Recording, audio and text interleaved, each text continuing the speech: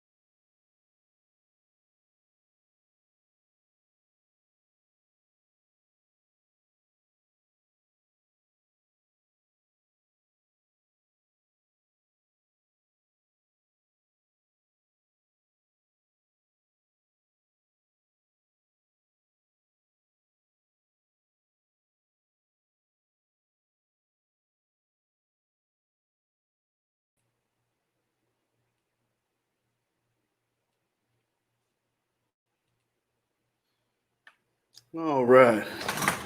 Assalamu alaikum. Rahmatullahi wa barakatuh. Alhamdulillah Rabbil Alameen.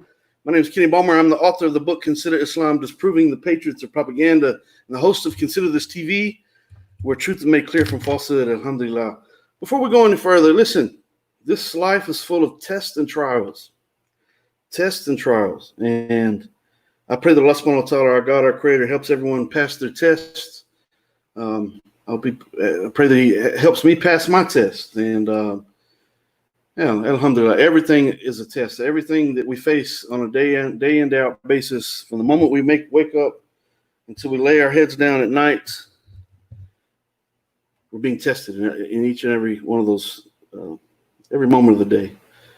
And so I do pray for everyone, regardless of what your religious beliefs are. Maybe you don't have a religious belief. You may be atheist or whatever. But I pray that our God, our creator, makes things easy for you, and certainly gives us what's best. So even no matter how we're tested, no matter what it is, we believe as Muslims that Allah is guiding us to what's best for us. Allah tells us, perhaps you love a thing and it's bad for you. You hate a thing which is good for you. Allah knows why you do not know. So some of the things that we face in life are only by the wisdom of our creator. He's trying to guide us to something that's better. And maybe it might not be something that we would choose for ourselves.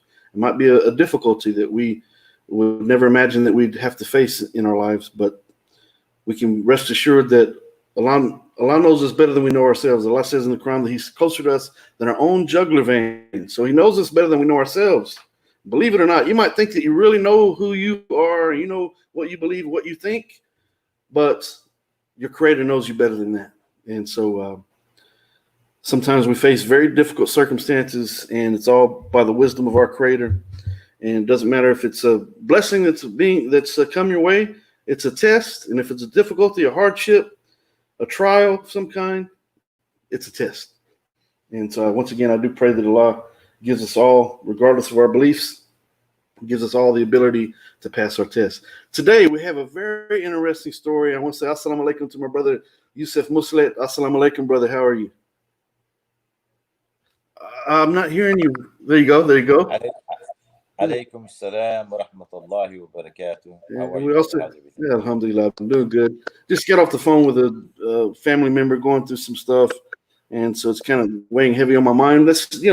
Alhamdulillah, it's all a test. It's all a test. How we react to it is what's important. I see brother Musa Ibn James back there, brother Marshall Gregory back there, and so we have a very interesting story today. With this brother Yusuf Muslet, the things that he faced in his own test. Matter of fact, the prime example. This is going to be one heck of a story that he's going to tell, I'm sure. So, brother, I thank you for coming on to tell your story, and I pray that Allah subhanahu wa ta'ala blesses you for your intentions, and I pray that He causes someone else out there to consider what you've been through and apply that to their own lives and whatever test and trial that they're experiencing. I'm hearing some kind of a clicking noise. A slight clicking noise. I don't hear it right this second. Brother Musa's pacing back and forth. I don't know if it's. He must be nervous back there. So I want to say assalamu alaikum to everyone in the YouTube channel and on Facebook. Assalamu alaikum to you. Peace be upon you. I see Mindy Domir out there and Abu Nice and Joe Baz. Alhamdulillah. So this is a very interesting story. So, brother, before we get into that story itself, let's talk about your history in regards to your religious beliefs, starting from as far back as you want to go, from your childhood. Maybe tell us a little bit about what your family believed. Were you born into a Muslim family? Were you born into a Christian family? Tell us a little bit about that. Alhamdulillah, alhamdulillah. I was actually born in the Holy Land, Al-Ard al-Muqaddasa in Arabi would be, but what modern day Palestine, what they call Palestine. And, I for many years, I knew it as Palestine growing up. I was born there and came to the United States of America at the age of 7. But yes, my family is Muslim. I remember my grandfather as a child, him going to, the mosque on Friday, and they didn't take us as children. It wasn't very common for the kids to go, but the elders went. This is, like I said, back in the late 60s, early 70s. When I came to the U.S., which was in 1973, right before the 1973 war in October. And of course, I was born before a war, 1965, before the 67, the 6-Day War. Mm-hmm. And my name, Yusuf Muhammad Muslit, that's my given name. So, it's as Muslim and Arab as it comes as far as the name, even though the last name Muslit is not very common in the Arab. But Muhammad, of course, is very common. Absolutely. In Islam, but that's my given name. My grandfather, may Allah be pleased with him, and my parents and all our grandparents and all Muslims. May Allah bestow His peace and mercy upon them, forgive them, and reward them with Jannatul Firdaus. Ameen. My grandfather came to the U.S. actually way back in the early 1900s. He came here in 1909 and was here for 5 years and returned 1914. It would be right before the World War I. So as far as the history with the United States of America, my grandfather even came here years ago. But when I came in the 70s, we came as legal citizens, not citizens, but legal residents. We got our cars in New York. And for the past, since I was 7, like I said, America's been my home. Palestine is the homeland. That's my birthplace. We do have a home there. We have land there from my grandfather and, passed down, and land that he purchased himself. So, I grew up in America as in the beginning, we first came here, Islam wasn't being practiced, as Muslims say, or lived. Now, I knew La ilaha illallah. I knew that, I believed in Allah subhanahu wa ta'ala. Sure. And I believed that the Prophet Muhammad, may Allah's peace and blessings be upon him. These are things they taught us. They taught us the Fatiha in kindergarten, first grade, because I only had one semester of first grade and kindergarten as far as Mm-hmm. education in Palestine, in Palestine. Okay. So came here, first grade, started fresh, in Missouri, Midwest, the Show Me State, and fell in love with football, just like all other young, Mm-hmm. boys who were athletic and wanted to play. And I loved running, I loved racing. Allah blessed me with some, athleticism and athletic ability. And I grew up in America. I said loving sports. I'm sure I see you talking about football. You love football as well. So played a couple of years in Little League, and did Mm-hmm. well in that. And then moved to Belgrade, Florida in 1978. Hmm. Okay. I was 12 years old. And when I came to Belgrade, it was a completely different environment than that I was used to in Lexington, Missouri. Big difference. Okay. One, the Midwest is a little bit different. If you know Yeah. the Midwest, it's a small town, 5,000 population. There was only one high school, public high school there in Lexington, Missouri, one middle school, one elementary school, and there was a Wentworth Academy, a military academy there. Okay. Now I come to Belgrade. There was Belgrade Elementary. There's a couple of elementary schools. It wasn't that much bigger. It was about 15. Now it's 20,000 population. But they had two private schools. They had Christian Day and Glades Day, which was majority white, some Hispanics, maybe Cubans. I don't think there was anyone of color that went there. There were some of Hmm. the Arab. Some of my cousins went to Glades Day. I went to the public school, which was majority was black, Latino, uh, and it was different when I first Hmm. came. But I had no problem with all my friends when I was in Missouri were, either black, white, let's see, all colors. People, I always believe we have one creator as a child, Mm-hmm. one creator, one God, Allah subhanahu wa ta'ala, and we're all the same. We've just been taught different things. That's So right. my friends, we were, a lot of good friends who I grew up with who were Christian. Some are still Christian. Some have accepted Islam. Shahada and Hidayah come from Allah. Mm-hmm. Mm-hmm. Shahada, when I was in the first grade, I couldn't wait to get my Shahada. But Shahada that I was going to be getting was a report card. We called it Shahada in Arabic. Okay. Okay. So when the kids got their Shahada, the ones that did well were happy. We were running home telling our parents, "Hey, I did good." Yeah. The ones that did bad, they were hiding that Shahada. They were Yeah. what's going on? They wanted. So it's kind of like in the end, when you have La ilaha illallah on that day, you're going to be so happy to share that, That's right. That's right. you know.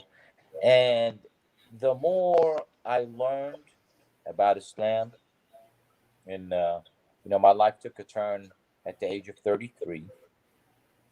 At the age of 30, I had been married, going on 8 years with my previous wife, my I would say second wife, but legally married with the marriage license first. Actually, she was the first one I Sure. married. The mother of my first child didn't get married to her. We were planning to get married.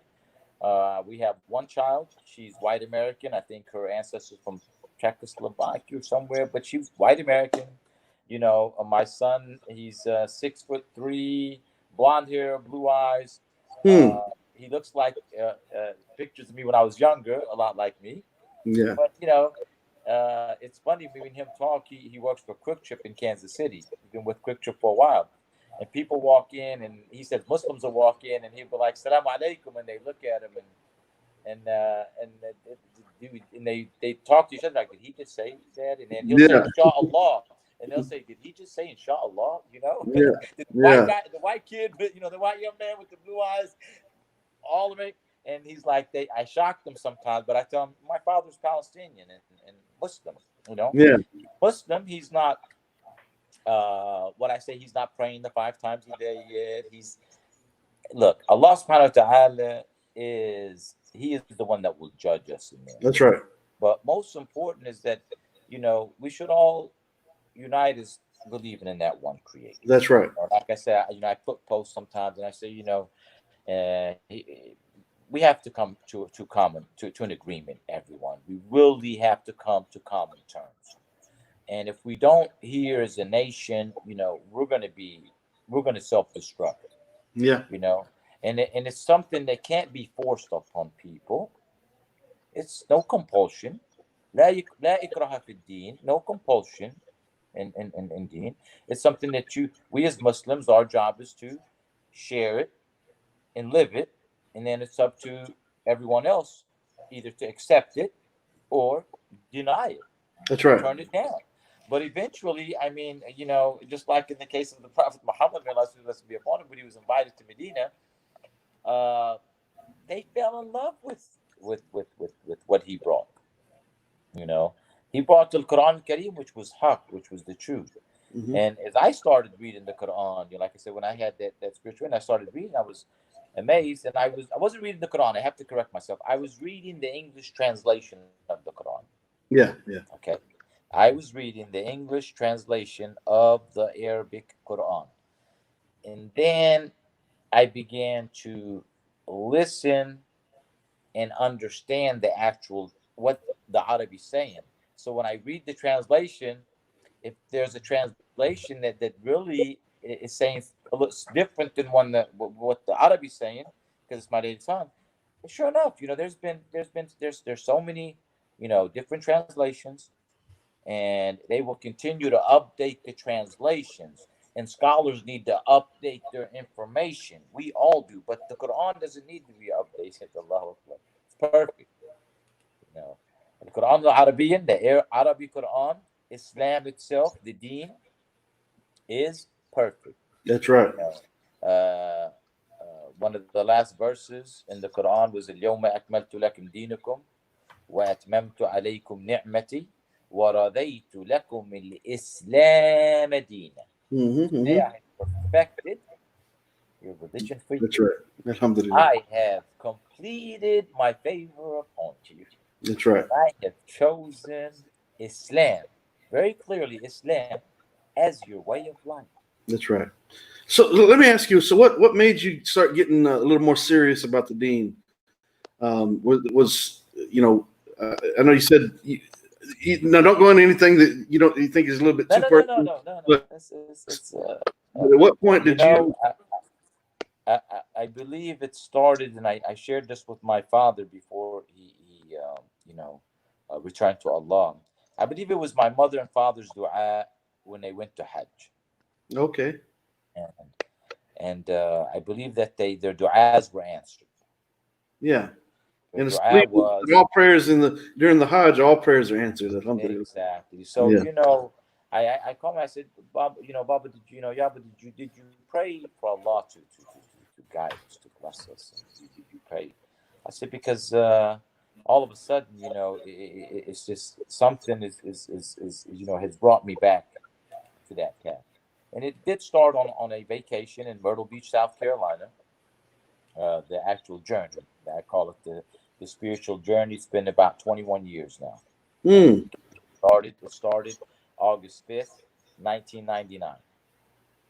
I believe it may have started at my when I turned 33, because before turning 33, I occasionally, me and my previous wife, we would go out and for instance, to feature a nightclub or for instance a sports club, and I would have it back then. I would have a drink every now and then. Yeah. I used to smoke, my cigarettes, and I'd have my Marlboro Lights or my cigar. I'd quit cigarettes and cigars, and used to, enjoy those things that.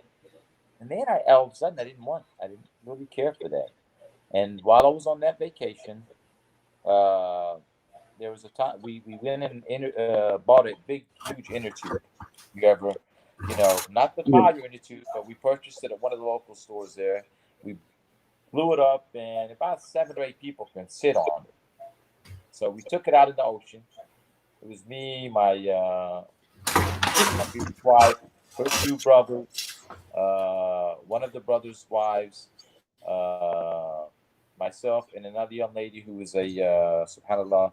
At the time she was a teenager, one of my wife's cousin's daughters, who now lives in Chicago, and my son O'Day, who's 27, recently stayed with her and her family. She's having her second child. Hmm. But we're out there. We go out on this inner tube, and as we're pushing it further out to ride the waves, all of a sudden something came over me, and I wasn't on the tube yet. They were, and something said, what if I die right now? What if undercurrent comes or Allah takes my life right now?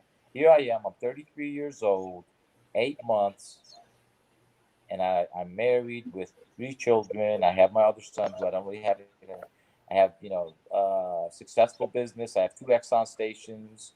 I have a partner with me, but we have one that's doing over 300 gallons of gas a month. Doing over 100 something. Very well success. Everything's going beautiful, right? But something's missing, and I say, what if I die right now? What do I say to Allah? Yeah. I'm a Muslim. I haven't prayed, and I've been talking to my father. They had went 98. They went for their second Hajj, and he was telling me, and he's talking to me about Hajj and about Islam, about prayer and Salah. So I said, you know what, Ya Allah, from this day forward, I'm gonna get on this tube, get me back to shore. Don't take my life yet. I'm not ready. Yeah. But from this day forward, I'm gonna live my life. Yeah. Alhamdulillah. I'm gonna live my life the right. I've So seen I a. get on the tube. That was I, that. Yeah, I made it. It was a like a prayer. It wasn't a drowning, but I was at the point where what if I do die? yeah. I said, what do I say to Allah? I haven't done nothing really to. I'm not ready for that. Yeah. I need to do something, man. I haven't done nothing. You know People that pray one that's. rak'ah. I'm so glad that you're bringing that up. I came across the hadith earlier today, where the Prophet Muhammad sallallahu alaihi wasallam says the difference between a believer and a disbeliever is the prayer. Yeah. So any Muslims out there listening, anyone listening, I'm saying this, bring this up to encourage you. Like the brother said that he wasn't praying, and I lived a lot of my life. I believed in the oneness of Allah. I was a Muslim, but I wasn't living my life. I was involved in the music business, and I would pray here and there. But I didn't have a lot of Muslims around me, so I didn't. I was kind of lost in my own world, right? But Alhamdulillah, the same thing occurred to me in a different situation. Mine was a very strenuous situation that I faced. But I realized that, you know what, when it all boils down to it, I have no one but Allah. And if I have Allah, I have everything. Alhamdulillah. If I have Allah, I have everything. So with that being said, I start thinking, wait a minute, I've got to get myself in order. And so I'm bringing this up, and I don't mean to interrupt you, but this is so important because Allah does tell us that He says, do the believers not reflect on the fact that we created them in a state of weakness? Then afterwards, we gave them strength. In the age of 33, when you were 33, you were at your peak. Financially, you were fine. Your physical health your mental health is at its peak. Matter of fact, there's hadith that would state that in Jannah we're going to be at the age of 33 years old. We at our physical and mental peak, and then afterwards, Allah says, "Then we return you to weakness and gray hair." But in some people, they don't reach that gray hair. But that fitra that's within us. I've been blessed with that. Alhamdulillah. Well, it's a great blessing from Allah because Allah's allowed the opportunity for someone to ponder and reflect and say, you know what? What if I'm out here in this ocean right here, and what if something happened? Where do I stand, brother? I thought about the same thing today. Not that I think that I'm in bad standing with Allah, but I'm thinking. I promise you, I was thinking today in my salat. I was thinking, have I done enough? Do I need to do more? What do I need to do even better? What have I done enough? Because I don't want to face that day. I don't want to face that day and not be prepared for that day. So may Allah subhanahu wa ta'ala accept our efforts and intentions. But go ahead, brother. No. Yeah, we should never be content with where we are Oh, as far as absolutely not. our defense and our man. Alhamdulillah, we should always That's strive. right. So alhamdulillah, I get on this inner tube and the waves start coming. Everybody gets knocked off, by the way, and I make it all the way to shore. I walk off and I go and I look back and I see my Uday, and I see her brothers Muhammad and Nasser, and I see, Muhammad's wife, and they're all scattered. They're in there, and they say, "Come on, let's do it again." And I said, "No, I need to go sit down." I went, I sat down.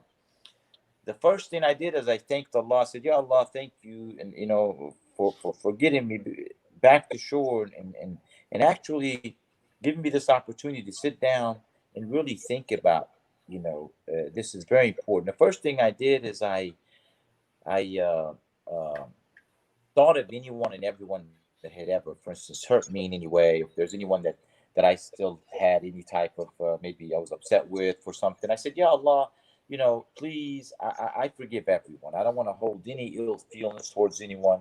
I forgive them. I want to just be forgiven by you.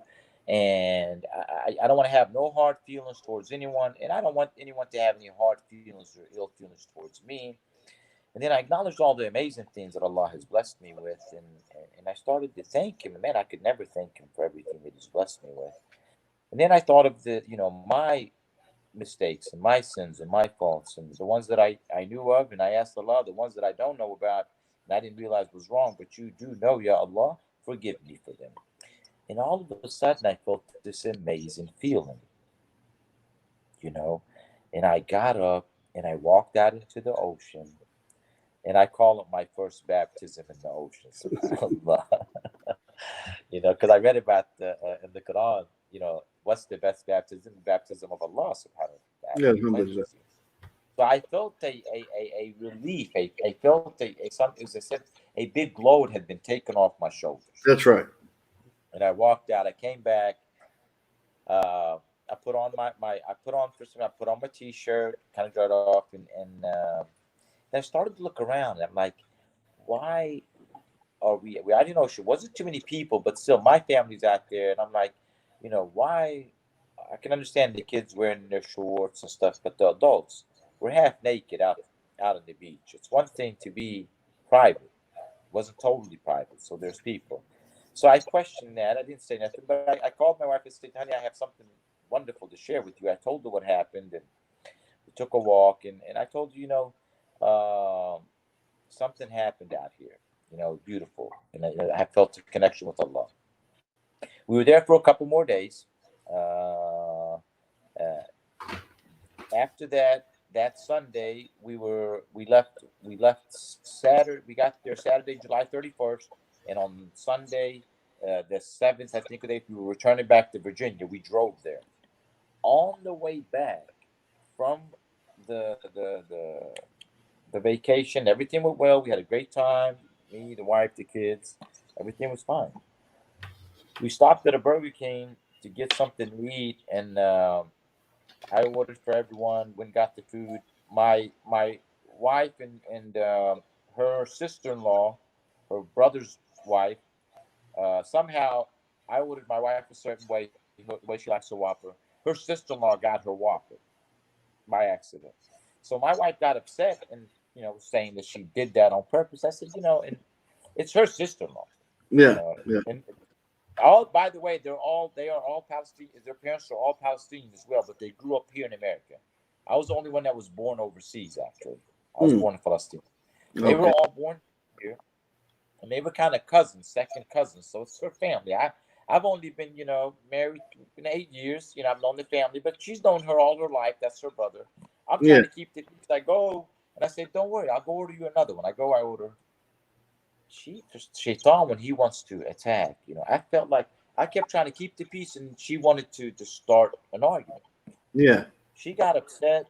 I took my well, I didn't feel like eating. I went to the truck and ate my food, and then when she came, we're driving, and I'm being real nice and everything, and on the way there she goes, "I want a divorce," just like that. And "I this want is a divorce." just a couple of days after you told her about this beautiful experience.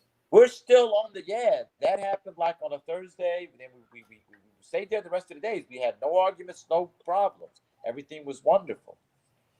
And Hmm. I just didn't want to. I didn't feel like I cut back on my smoking. Like I said, I didn't want to. I didn't feel like I didn't want to drink anymore. Then I was like on a what you call a spiritual high. I was just in a great mood and just felt great. Felt like I Yeah, just been born again. You know. When we get back to Virginia, there was a Quran on my fireplace, and my son or they would always be like, Dad, what is that, Baba? What is that? He called me Baba. What is that, Baba? I said, that's our Quran. He said, why don't I ever see you read it, Baba? I said, you know what? You're right. Yeah. So a few days after we got back, I picked it up and I started to read. Man, before I even got to the Fatiha, because I read the preface, I read everything about the author, Abdullah Yusuf Ali, what he went through when he was doing the translation. And the first Quran I read was a second edition. This is what's amazing, where Allah's name wasn't in there. It was in there in the beginning. He said Allah, but they had God, Yeah. and Allah wasn't. He wasn't even in parentheses. Remember, we were talking about how Yeah. the Bible Yeah. used to be. So, well, later, the newer editions, uh, then we had a green when it was my wife's 11th edition, and that one it says Allah in all the. It doesn't say God, it says Allah. But in Surah 38, it says God, Subhanallah. You know, just in that, the 11th edition, if you get Abdullah Yusuf Ali, if they were printed by the actual, if it's not because there's some not, I wouldn't say knockoffs, but people printing Abdullah Yusuf Ali's copy without really, I think in Pakistan, I'm not sure if they have copyrights. They may Yeah. be different, but the ones printed in Maryland, the publisher in Maryland, there's a publisher in Maryland, and they're really nice Qurans. You know, I used to order them from there for $30. But for me at the time when because I speak English and I can't read, I can read English but I can't read Arabic. You know, I was like, that's actually, you know, good, because when I communicate with people, I would talk about God Yeah. and and uh, and Jesus and Moses. I speak to, because really I grew up here. That was my language. Even though Arabic was buried, was deep inside of me, was there, you know, but I wasn't using it as much. I Mm-hmm. wasn't reciting Quran. I didn't really know any Quran other than the Fatiha. Yeah. Okay, I mean that's all I really had memorized as far as Quran when I first started to read that English. It's Fatiha. I didn't know how to pray that. I'm 33 years old. You have people at 33, they're scholars at Al Azhar, and you know they're Yeah. the Arabic, because had I stayed back home and learned Arabic, you know, and that was my language, you know, Allahu A'lam, where I would be as far as Arabic. But Allah is the best of planners. That's right. Allah wanted me to come to America. Allah wanted me to live in Lexington, Missouri. You know, I still have a connection with my classmates there from then. You know, he wanted me to come to Belgrade. You know, now we've not officially renamed Belgrade, but we'd like to rename it to Medina, Yeah. Medina West. You know, to be like Medina back in the Jazira Al Arabiya.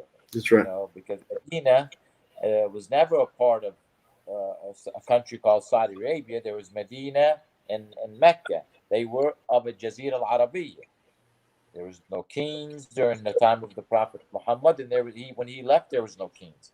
Somehow, some way, they managed to show back up over there, and they got a royal family. They got kings, and they got them all over the Middle East, and they created a whole uh, new world Yeah. order. You know, and I wasn't aware of any of that. I was just living in America, living the American dream. You Mm-hmm. know, until at the age of 33, you know, on that beach, woke up and I started to read. Uh, by September 5th, I was on Surah 5 in Ma'idah. I had just finished Surah 5 and I started reading Surah 6. Mm-hmm. I couldn't leave without the book, man. I took the Quran everywhere with me. I'm saying it took me a month to read the preface and everything, and the first in about a month, because we got back August 7th, I'd say, September, yeah, less than a month. You know, but I was only where, I mean, that's Surah 5 is what, like not even one third, maybe one fourth of the Yeah. book, you know. Yeah. But I was amazed at what I was reading. When I read that today, I perfected. I read it in English. I recently just am able to say it in Arabic because I never really had it memorized, but it's very important to Yeah. memorize it. Just that, Yeah. And when I read that in English, I was amazed. I was like, something's perfect. Why have we messed with it? Yeah. Yeah. Why isn't this book taught everywhere? I mean, I'm like, the English, at least teach it to here. Yeah. Why did I graduate? How did I graduate without reading this book? Yeah. Why Yeah. did I read To Be or Not to Be? That is the question, whether it is nobler in the minds of, Yeah. stuff with thy slings and arrows of outrageous fortune, Hamlet, and, all this. Yeah. It's something that's not going to Shakespeare, benefit you in you any know. way. Yeah. Yeah. Yeah, I'm like, so why did they teach me all of this and I was not taught the Quran? Yeah. Yeah. Why isn't everyone taught the Quran? So that night, I had an amazing dream. And in the dream, I met Nabina Isa alayhi salam. And remember, Al-Ma'idah, Surah Al-Ma'idah, it's about Nabina Isa, all about Nabina Isa alayhi salam. Okay? Mm-hmm. Mm-hmm. The majority of it's about, it tells you everything that he said, everything that he will say, all that. So I'm like, so in the dream, we met, and he told me, I said, I was amazed, like, how could I be here talking? There was I couldn't see a face. We're talking, okay?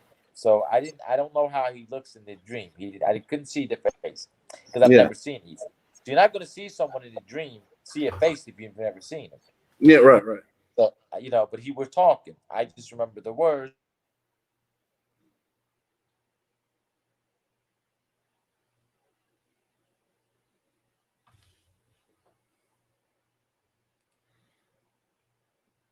Okay. I'm not sure if I. You there? Yeah, I'm here. I'm Yeah, not sure. I'm not sure if I yeah, froze. I got. No. I'm using my phone in the telemarketers. Okay. Everyone knows not to call me because I'm on my phone. I just Okay. got a Okay. call and I just declined it. So you had the dream. And Alhamdulillah, in the dream, Al-Masih alayhi salam, tells me that he says, I want to show you something. So we go and he shows me what seems to be what will happen Yawm al-Qiyam. And he shows me there's all these people, but it's people I know, I've seen, and I mean, as far as the eyes could see, there's people. And for people who don't know what he's talking about the Day of Judgment. So for any Yeah, non-Muslims that are watching, yeah, the Day of Qiyamah, yeah. Then there's people facing them, and they're all men in robes. Me and him were dressed in robes. And Allah subhanahu wa ta'ala is on his throne, but we can't see Allah. And right now, we are there. People are lined up. He goes, I'm like, what are we doing? He says, we're here. We're going to testify. He says, this is what will happen, Yom Kippur. He says, we're going to testify. He goes, but the good news is, he goes, I'm just showing you a few of you. This will happen. We're going to meet again. He goes, but for now, Yusuf, he goes, look, Allah has been hearing your prayers, and He has forgiven you, and you're done. You've been forgiven. You're staying here, but I'm going back down. And I'm like, what do you mean? I said, my family, I just started reading. I haven't even done anything yet. He goes, no, you're done. He goes, but I'm going, and I'm going to finish what I started. Okay, so this is the dream. And the dream was a beautiful dream. It wasn't. And then I wake up, and it's probably before Fajr time. I checked, I was back maybe 4 or 5. And so I go and I look in the mirror. I had started growing my beard. It was about a couple of weeks. I had just shaved kind it of when I rough. came back. Yeah, so it was there. And then there was something that happened a year or so before this dream in my life that it came to mind. There was a gentleman named Muhammad Khan, who was a Muslim brother from Pakistan, who worked as a security guard at a multiplex theater near the Exxon station that I was partners with and that I ran. They called me the Exxon man there in Centerville, Virginia, because they all knew me from the Exxon. The Exxon man. My tag said the Exxon man on my white suit. Uh, so I remember this brother here. He used to work as a security guard. He used to come in. We talked. We didn't talk religion much, but he would ask me if I ever went to, if I go to the masjid, and I wasn't going at that time.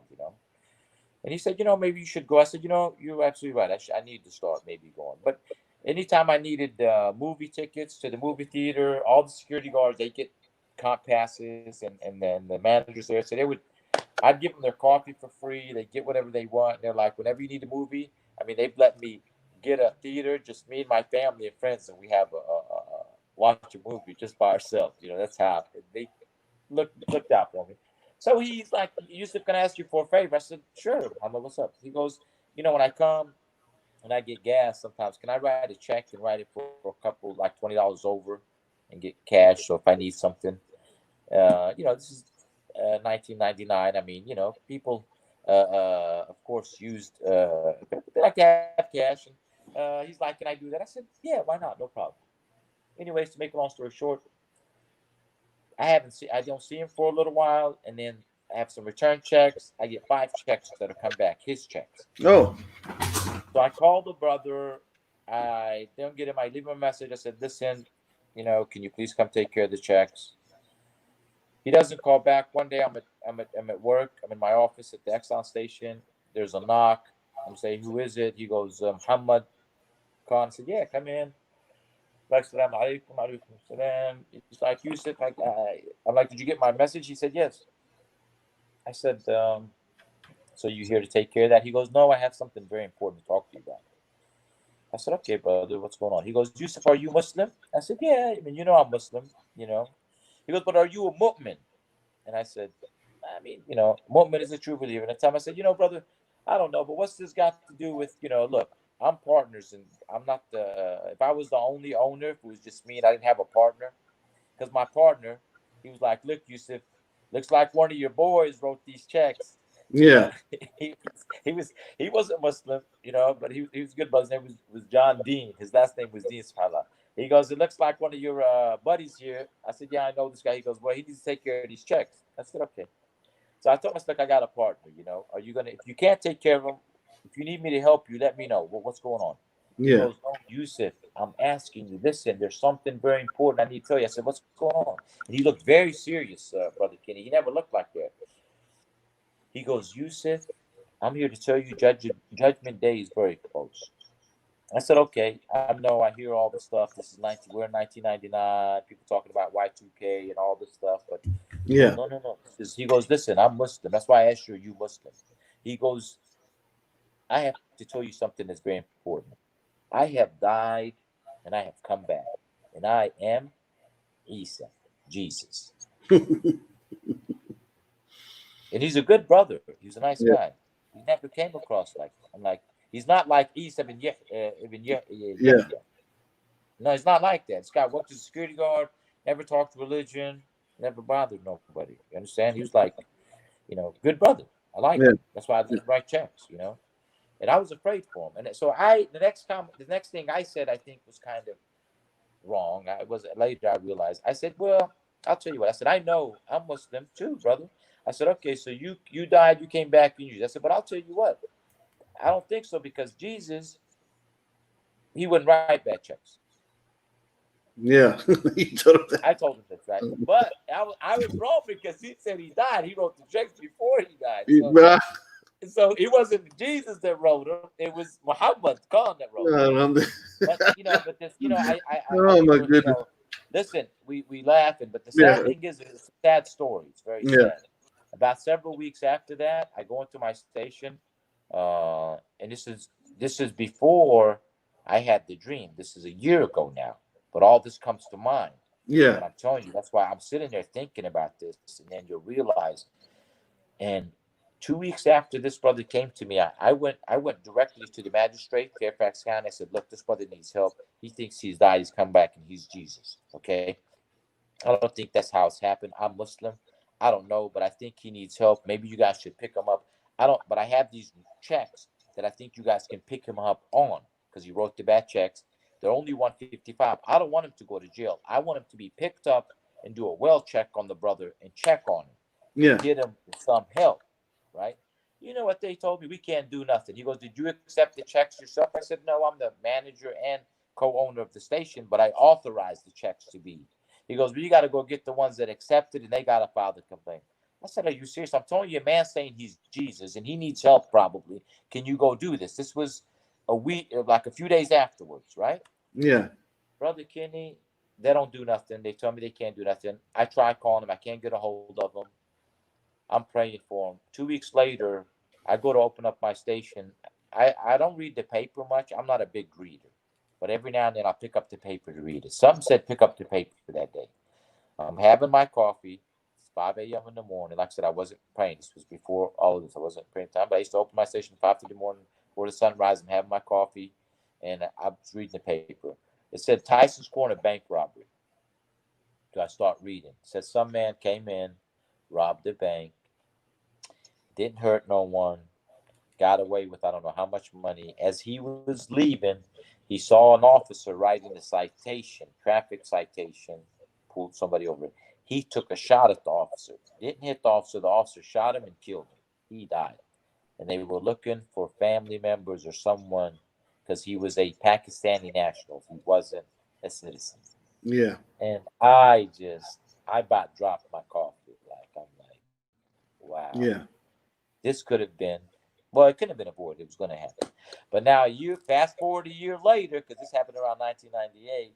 Fast forward later, I have this dream. I'm like, what happened with that brother? Because he Yeah. was a good brother. And he Yeah. didn't, see, he was shot and killed. He didn't rob, he robbed, but they got their money back. Every penny was returned, nothing was lost. Yeah. He just returned to Allah. Allah, this brother, when he came to me, he was desperate, Kenny, and I didn't help him. I wasn't in a position to help him because I didn't know my deen at the time. Yeah. Yeah. Now, had there been a Muslim, center where people can go to when they start having these feelings, okay. So when I had that and I had the dream, I tried to go. Every masjid I went to was closed. Mm. Every masjid I tried to go to in Northern Virginia, I tried to go to one, and then when I went to them and tried to talk to them, people didn't want to listen. They just wanted to tell you, here, this is the way. You got to either follow our way, or. And I'm like, no, I don't think that's the case. I think we have to sit down and listen and read and understand, Yeah. and explain things. Hey, subhanallah. I'm like, okay, it's a dream. I'm Yusuf. But what was Nabina Isa alayhi salam telling me? What was Allah trying to tell me? What was going to happen in my life next? I got up, I went, and I shaved. I was afraid, so I shaved. I used to shave. I mean, I didn't grow my beard, so it was growing out. I said, okay, now I don't want them. If I even tell people about, it, they're going to be like, oh, this guy, because they started saying this guy, he he he thinks he's Jesus. I said, no, I'm Yusuf. Yeah. I just had a dream. I'm just telling you about a dream. But what I think now, 20 years later, is I've walked in the footstep, in the shoes of Messiah Isa bin Maryam alayhi salam. When he returns according to what the Quran says he shall do, I said, okay, let's do that. Let's see what happens, right? Well, in the beginning with the clean shave and just saying God and Jesus and not mentioning Islam, okay, and Isa, you're fine. It's all good. Everybody loves it. But you have to come to the understanding is, okay, who is Isa alayhi salam? Allah subhanahu wa ta'ala, like I said, Allah subhanahu wa ta'ala, Allah, his name, Allahu Akbar, is not Arabic. That's wrong to say that. Ilaha is Arabic. Yeah. Because Allah was there before Allah sent the Quran down. In the Injil, it was Allah. Yeah. In the Torah, it was Allah. In Ibri, in the Hebrew language, and in any language you speak, I don't care what you speak, it's Muslims say Allah. You understand? So Right. Right. God is who He is, God Almighty, Allahu Akbar. You know, uh, so when I came to the understanding that recently, that Subhanallah, It's taken almost 21 years. August 5th is coming up. September 5th is coming up. 1999 to 2020, 21 years. Okay, so, but here's 21 years, and Allah's been teaching me this whole time, and preparing me, and I'm gonna remain a student until the day Allah takes my soul. You know, but whatever it is we're learning, Allah says in the Quran, when you come across truth and knowledge, it is your duty to share it. You have to That's right. share it with the rest of the world.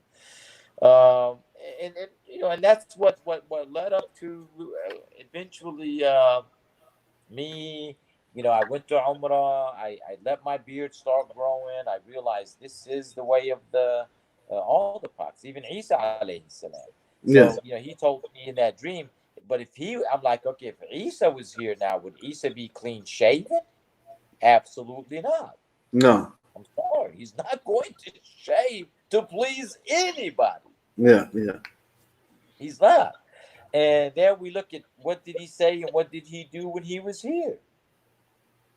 I mean, it was, for me, it was an amazing, here's a figure in world history, one of the five greatest prophets. Allah subhanahu wa ta'ala sent 124,000 prophets according to the hadith. And of those 124 prophets, I've recently learned that there was 355 that were messengers and prophets. Yeah. And of those are 25 mentioned in the Quran, alhamdulillah. And then five who are mentioned as the great prophets. Nabina Nuh alayhi salam, Noah, Nabina Ibrahim alayhi salam, Abraham, Nabina Musa alayhi salam, Moses, Nabina Isa alayhi salam, Jesus is what the translation. Nabina Muhammad sallallahu alayhi wasallam, Muhammad al-Mustafa, Ahmad sallallahu alayhi wasallam, and may Allah's peace and blessings be upon all the prophets of Allah. Alhamdulillah. Alhamdulillah Rabbil Alameen. So it was rough in the beginning because when I had that dream, that very next morning, my wife, she woke up and she just wanted to argue, wanted to fight. We couldn't communicate, and then she stormed out of the house upset. One of the girls went with her. O'Day, my son, stayed, and my younger daughter. Next thing I know, it's Sunday, September 5th. I just had this amazing dream. I'm trying to tell my wife about the dream, and she tells me, I said, listen, you know, this is a beautiful thing. It's a good thing, because I had stopped, like I said, drinking. I had whatever alcohol was in my home. I had poured it all out. Stopped smoking cigarettes. I didn't encourage anyone to buy cigarettes. We didn't sell alcohol in my gas station. Alhamdulillah. I didn't encourage anyone to even buy cigarettes. At another station that I was partners with, the newer one, we did sell alcohol. So I told my partner I didn't want nothing to do with it, even though I was giving up maybe, financially, I was giving up on at least within a year or two, future $500,000 to $1 million of an investment that I spent about 7, 8 months, more than that, about over a year getting this station open. And subhanallah, but it sold alcohol. Like I said, I didn't want that Yeah. one. I just wanted to keep the one that didn't sell alcohol. I wanted to change my life to do things like I told Allah. I wanted to please Allah, so I no longer wanted to deal with anything that was haram, especially if it was clear cut. If it's forbidden by Allah, I no longer wanted to do it. That's right. Period. Even though the government would say this is legal, it's okay to sell alcohol. It's okay to sell pork if you have a business. It's legal. But no, I knew that once I read whatever I read in that English translation to be forbidden, I didn't want nothing to do with it. Sure. Sure. So of course my wife said, "Oh, this guy done lost his mind." Do He you thought I think that? was. Do you think her issues were about the dream in particular, or just the lifestyle? No. It wasn't about the dream. It was about that here all of a sudden, I didn't want to do those things. And I guess she still wanted to. Yeah. Yeah. Which is fine. I told her it's fine. I said, now you can, we'd go out to dinner and she would order, because we were separated, but we were still communicating. We weren't together as far as We weren't sharing the same. Actually, we were, but nothing was going on. Put it that way, because at Yeah, that yeah, time I was just in my studying, and I wanted her to understand that I'm not pressuring her. She didn't have to stop. That's something she has to do eventually, but I'm not gonna force her to do it. I right. started looking into praying. I wanted to start, learn how to pray. I started, speaking. I was just very into learning about Islam, learning the deen, reading the Quran. You Hmm. know, uh, really didn't have any issues. Whatever she wanted to do, she wanted to go back to school. She went registered. I supported her, whatever she wanted to do. But she kept talking divorce. Anyways, that day, September 5th, brother, like I told you, she left. She calls the police and told them that we got in a fight and that I physically, hit her, which I did. And I kept her from jumping out the window, and I grabbed Mm. her. All I could grab was her hair. My wife has, long hair, longer than mine. I let mine grow. But my son was witness all day. Anyways, the police come Sunday afternoon. I'm clean shaven, just took a shower. I'm on the phone with a friend of mine. I see the officers. I'm saying, hey, officers, good afternoon. How are you? And how can I help you? What's going on? And they're like, oh, that's what we want to find out. I said, what do you mean? He goes, and then they look at each other. It's two big boys. He goes, I see this is going to be a problem. And they come at me and they grab my arms and they say, put your hands behind your back. And I got two crying kids. Now I knew I hadn't done anything. It was all good. But I'm like, they're holding I'm holding my hands next to my side. They're grabbing me. They're trying, I'm like, hold on, guys. Calm down. I'm trying to talk to them. So one of them says, so a thought comes over me. Look how the shaitan, this is the shaitan now. Shaitan, listen, the battle had already started. He then got to my wife and turned her against me. So now, here these officers come. They're coming to my home. Now, I haven't done anything. I know I haven't done anything. I just, had the dream. I remembered the guy who was shot and killed by police, you remember? So I'm like, okay, now I don't. So a thought comes over me and says, you can, because they couldn't move my hands. Said I could break away from them, and they were side by side. Something said you can grab their guns, kill them both, and just walk away. And I said, "A'udhu billahi min shaitan rajim." I said it out loud in Yeah, Arabic. yeah. And the guys looked and they said, "Oh, we're gonna I'll mace you if you." I said, "No, no, no, hold on. Put my hand behind my back." I said, "Just put the cuffs on, man, but just calm down. My Yeah. kids are crying." Anyway, by the time we got to the station, the guy that took me in, I started talking to him and shared with him what happened and this and that. The guy was nice. He apologized. He says, "I'm sorry," but because he talked to my son, this is what helped. They told him what happened. He goes, "I talked to your son. Your son explained to me that you didn't hit your wife, but once we get a call and a woman calls, we have to take you in and book you Hmm. because she made the testimony." Yeah, I yeah, said, "That's fair enough. That's cool. That's straight. It's fine." yeah. He goes, "Look, I see you're a nice guy, and I see that something has happened. The Almighty has touched you, and because I was telling him, look, I just want peace. I just my life changed, Yeah. and it's changed by me forgiving first because that's what I did. First, I turned and forgave, asked Allah for forgiveness, and thanked Allah for the blessings, and just wanted to do good and not do bad, you know." So he was cool. Anyway, he takes me. When they went to book me in and take my mugshot, the first picture they took, they said, we have to take your picture again. I said, okay. So I stood up. I still remember what I was wearing too. I had some black Guess jeans, my snakeskin cowboy boots, and a white collared Tommy Hilfiger shirt. You know, and that's what I was when they came in Yeah. front of the house. Uh, I stood up and I still had my to take the picture again. They took another picture and then they started looking at each other. And I said, "What's going on?" And I'm sitting there telling them, just talking to everyone. We're laughing, and I was in a good mood. He's like, "Why are you in such a good mood? You just got arrested." I said, I mean, I didn't do anything wrong, so I'll be okay. The Almighty, He's already shown me that everything's going to be okay. It's just give me a time to talk to you guys and share with you the blessings. And I was just, giving them the word at the time in English, of course, because I wasn't speaking Arabic. I didn't speak. I never said any Arabic words or mentioned even Arabic. You know what I'm saying? I just spoke straight English, what I read from the Quran. You know, so Jesus, God, all that was in there.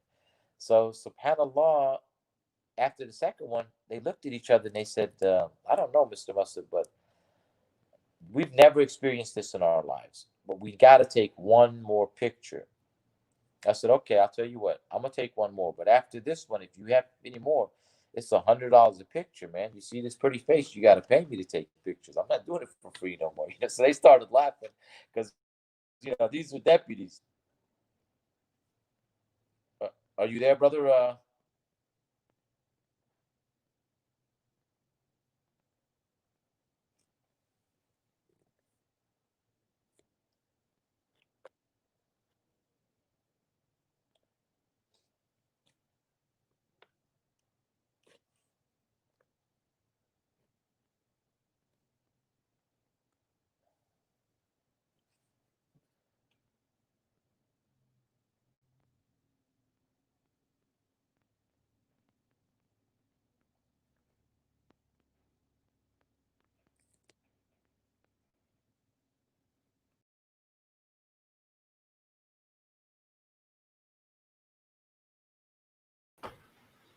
Okay, so I'm not sure what happened. I lost my internet for a second.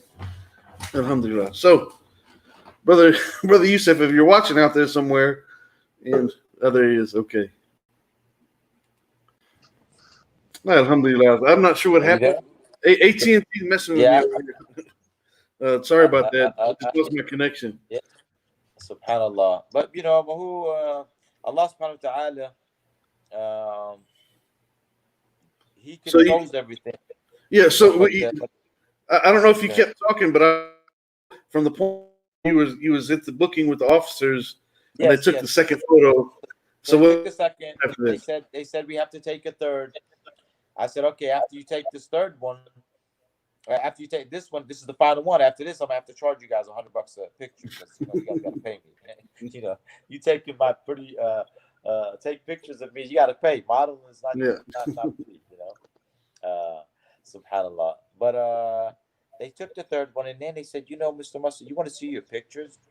And as Allah is my witness, subhanallah, they showed me 3 Polaroids because you used the Polaroids back then. That's what the mug shots were. Yeah. The first one was 2 images, one above the other, both my face, but one is more like a see-through, and one is the physical. Like above me would be another see-through image. The first two were like that, and the third one, then they finally had one they can use. And it felt like that's what it felt. It was like a separation. I finally, it's like set. They say you and your jinn are together until death. Same thing with the soul. The soul doesn't separate from the body. The jinn doesn't separate. The jinn and the soul both leave. Body, that jinn doesn't stay there, and your jinn is your qareen. Your qareen meaning your identical twin. You know, so I didn't make nothing of it, but this is what happened. Yeah. Went before the magistrate. The police officer went to speak on my behalf. He went with me. The same guy, and he told me. I think he said. Oh yeah, he said $500 bond. You need $500 bond. And I had the bond I had already called. They didn't make me stay overnight. They were going to let me out. This was in Virginia. Yeah. Okay, it was domestic anyway. So he says $500 bill. I said thank you very much. I appreciate it. He goes, you want me to make it 1,000? And the officers, I wanted to say something. The officer put his hand, told me not to say anything. He says, "Excuse me, you magistrate." He goes, "The Mr. Mustard just told you thank you. He thanked you. Okay, why would you say you want me to make it 1,000?" This is the officer, the same Yeah. one that came. He said, "I got you, Mr. I got you on this one." Yeah. He told the man. He goes, "Why would you say that to the man?" The man is not being sarcastic. He's sincerely saying thank you. Yeah. Because you could have said 1,000 probably. But why would you come back saying you want me to make it 1,000? Why are Yeah. you being disrespectful and rude? Oh well, I didn't think. And I said, it's sad. Wait. Yeah. Look, this was September 5th, 1999. Okay. Alhamdulillah, after that, the next day, I took a journey. I went cross country from Virginia to California in my car. Mm. And I wanted to see how many people truly believe in God Almighty. Mm-hmm. Amazing journey. That journey I will say for another time. So fast forward, I went through the journey 40 days, came back, went to court. Charges were dismissed. I went before the judge. My wife had already filed for separation. When I got back, she kept telling me, "Take your time, take your time." I went to leave for a week. I was gone 33 days, I think, total. By the time I came back, the court was the October. I left September 6th. Court was October 17th and October 14th. I came back, I think, on the 11th or 12th before the court, and I moved back to Belgrade October 17th, 1999. Came back here to be with my family because she asked for a divorce. She already had a separation. We went before the judge. I went over the separation. We had to be separated to Commonwealth State for 1 year before we can divorce. So the separation went into effect. We went before the judge. I went through. I read everything. She wanted. She was asking for joint custody. She wanted as far as the house and the business that we split everything and this and this and I said no, it's okay. I said I'm going to give you the house, I'm going to give you the business, my share, my half is yours, the house is yours, everything's yours. I'm just taking my car that I had before we got married, my Toyota Supra. you know and we keep leaving, it keeps subhanallah.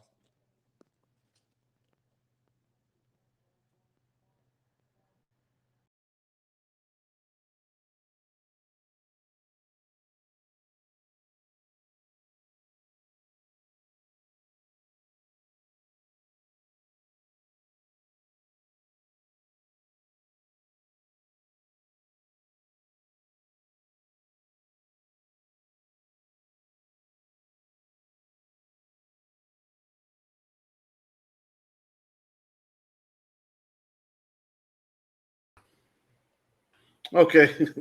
I have no clue what happened again. Alhamdulillah. I don't know. Just AT&T, I guess. Just being AT&T. So, Alhamdulillah. All right, so brother Yusuf. Once again, if you're out there in internet land, please come back. I have no clue what happened. There he is. Okay, brother. I don't know. Yeah, It's just AT subhanallah, I and don't know what's T. going on. So Uh, maybe it wants me to get to the actual the story is, how did I face life in prison for an everyday gesture, a handshake, and a yeah, conversation. yeah, So fast forward, that was the how I came to Alhamdulillah to Islam in 2015.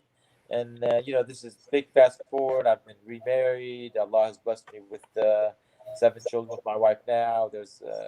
We have a child on the way, but my life, Allah brother. connected me Brother, with a brother. before you get Yeah. into it, I'm not sure if you're still on the stream whenever I'm getting kicked out.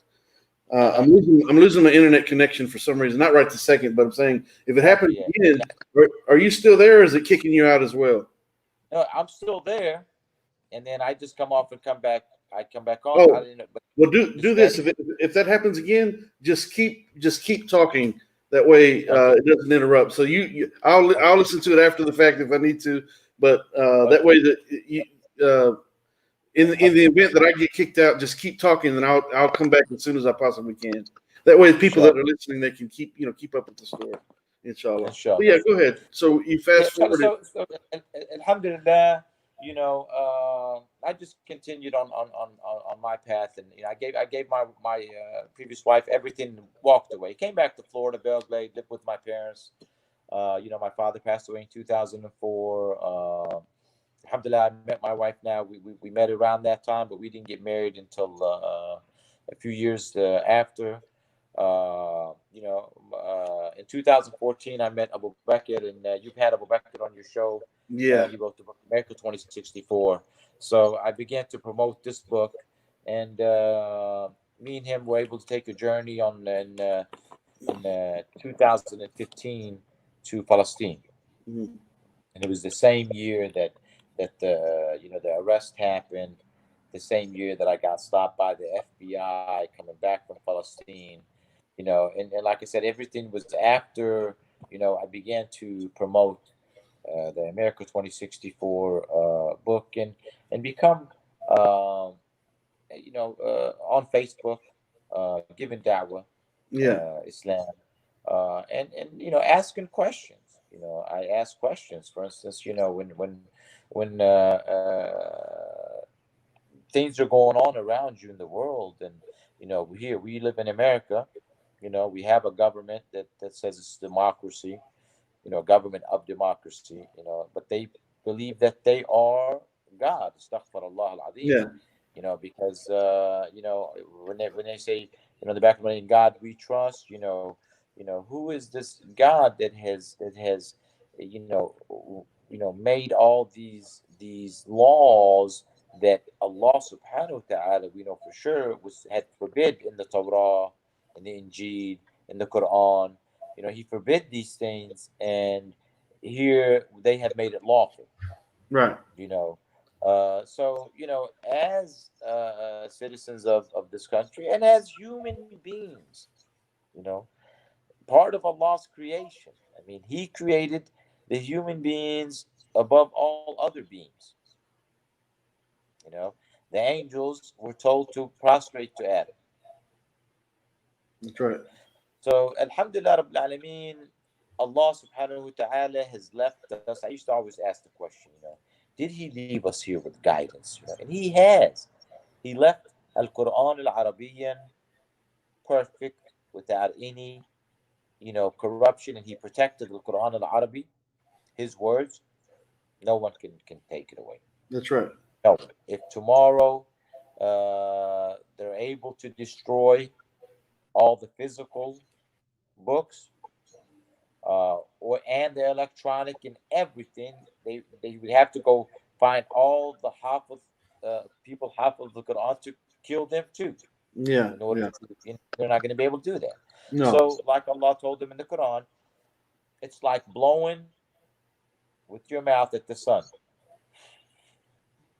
That's right. We're going to blow that sun out. Never extinguish it. That's That's right. Islam, and all these anti-Islam and all the people against Islam.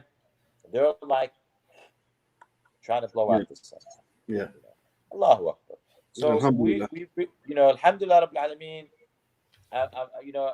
after 21 years, almost 21 years of studying, and the test has went to another level. Mm-hmm. Mm-hmm. Because before I wasn't tested. Before, um, I didn't mention Allah. I wasn't talking about Allah Subhanahu wa Taala. Wasn't telling people, listen, the Almighty Creator, uh, Allahu la ilaha illahu al-hayy al-qayyum. He's Yeah. high, He's always living, and He's watching. He's guarding us right now. That's right. This interview, you see, internet was lost. We missed a lot. We missed some things. Not everybody got everything, but Allah did not miss anything. That's right. That's right. Allah, nothing. you know. So Alhamdulillah, when I met Abu Bakr and I read the book, I was amazed. I'm like, SubhanAllah. Bakr makes it very clear, you know, that and he has a strategy, a plan, mashallah, 50 year strategic plan. What do you need, baby? Huh?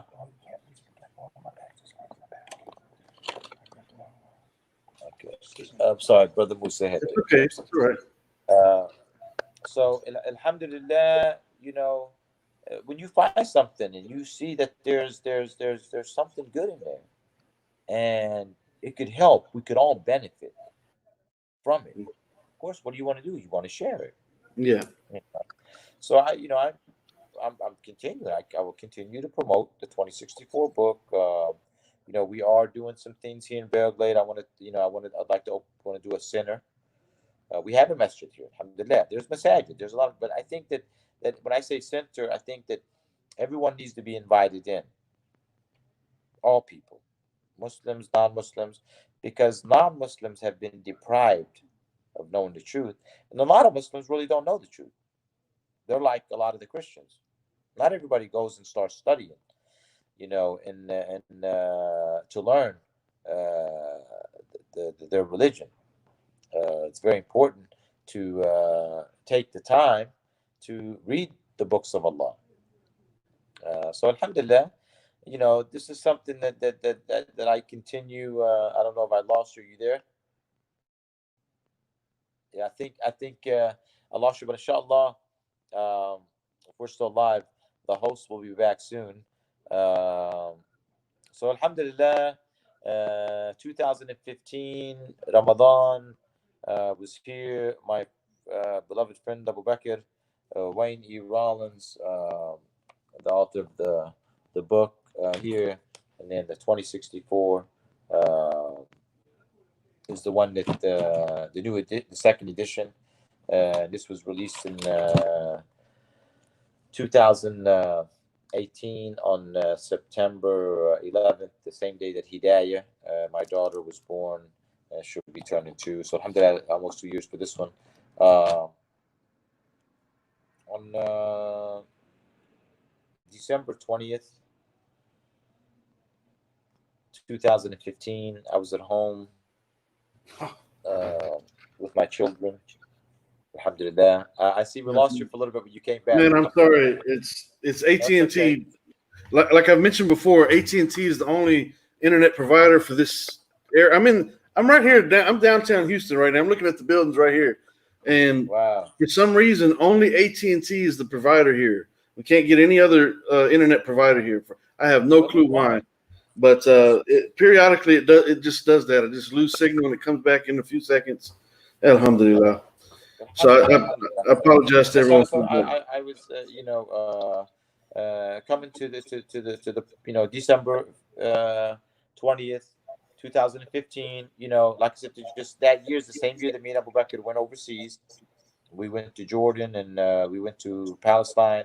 It was during Ramadan.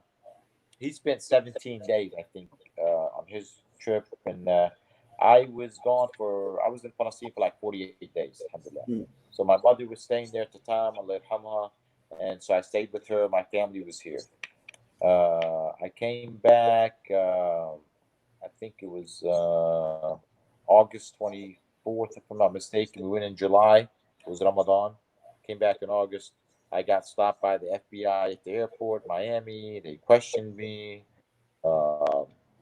concerning my trip. Where did we go? Me and Abu Bakr. And I was very honest with him. Told him, gave him dawah, gave him a copy of America 2064. Yeah.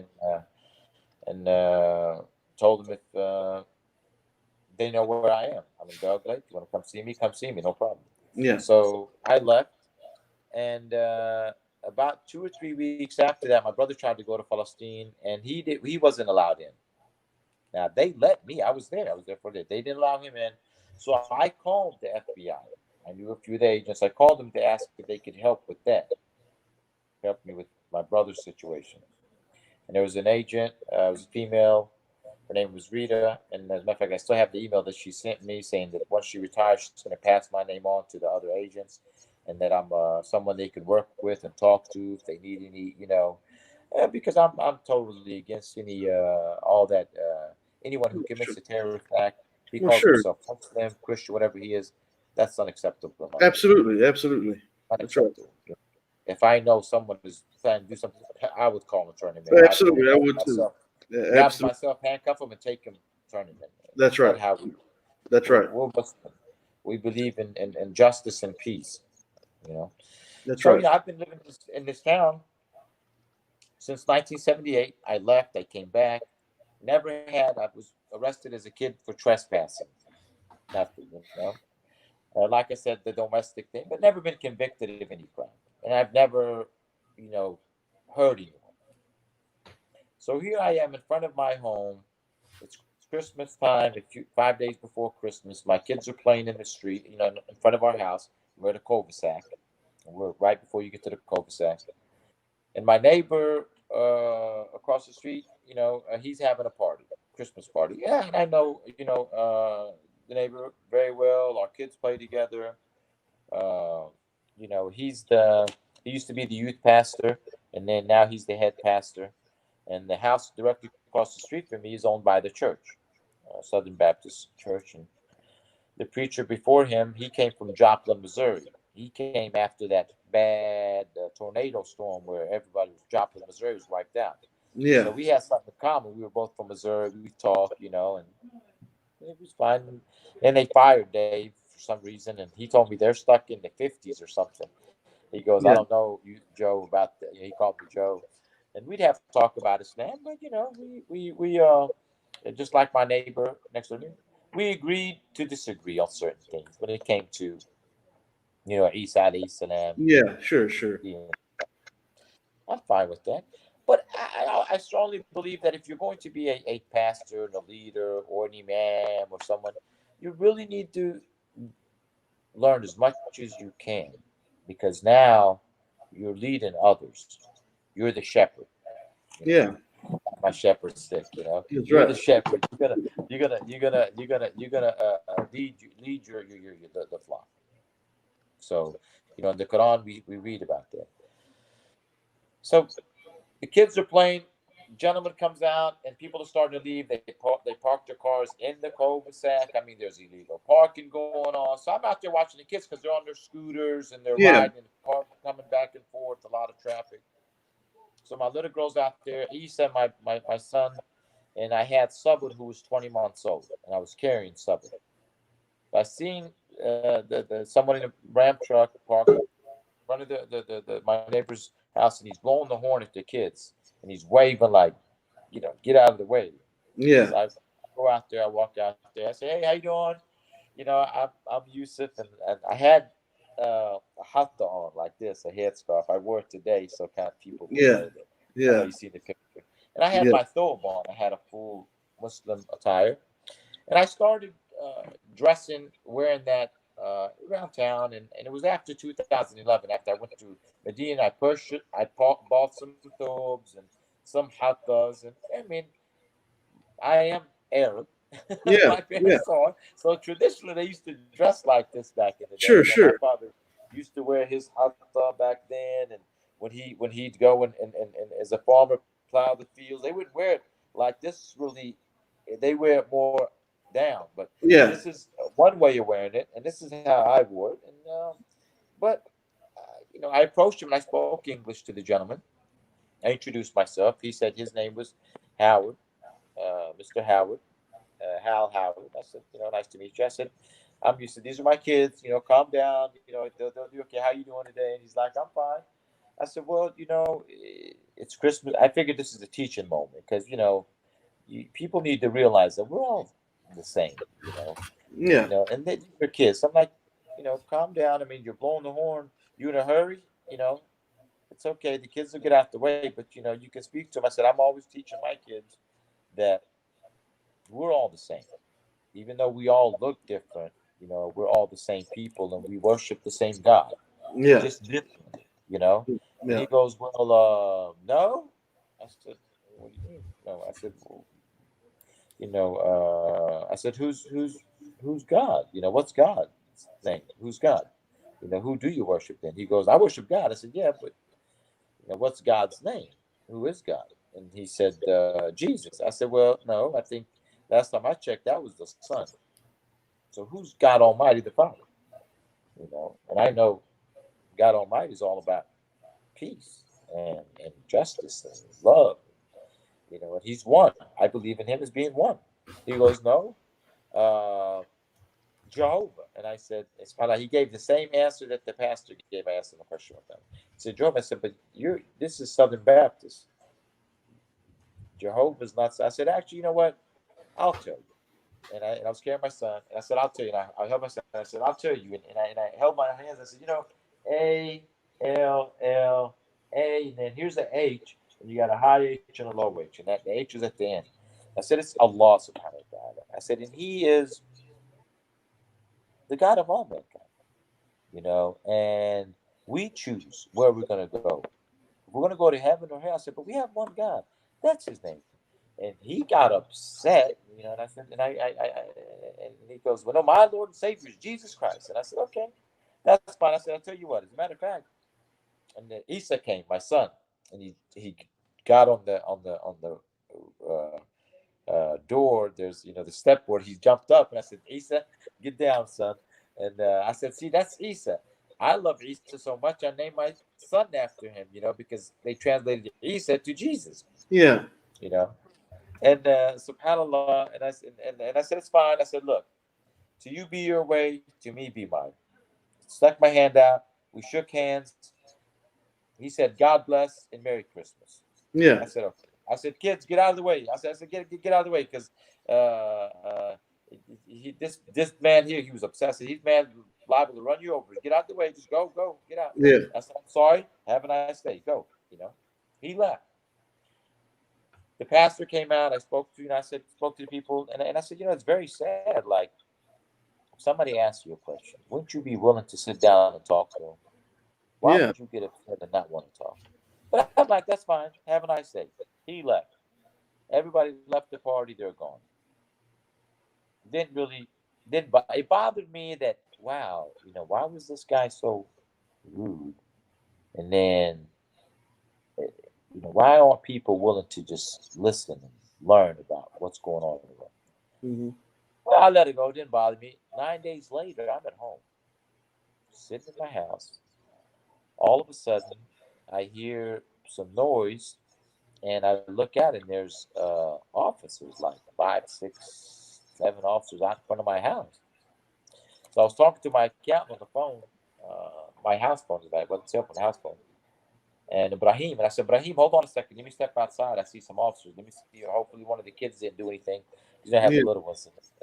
Yeah. So I step outside. I say, hey, officers, how you doing? And shook hands with the first one. And he says, hey, how you doing? He's looking on. He goes, you have any sons? And I said, yeah, I have 6 sons, as a matter of fact. Why? And he says, oh, who's driving that car in the driveway? There was my car, my wife's truck, and then my son's car, but it's registered under my name and his name, O'Day. Mm-hmm. I said, that's my son's car, but I'm driving it now. He's in Indiana with his mom. Why? Son, go. That's O'Day, my son. And what's going on? Anything going on? And he says, did you have a conversation the other day, and you mentioned the law? And I said, the other day, when the other day? I mean, I said, actually, every time I have a conversation, most likely I mention a law. Why? Is there a law against mentioning a law?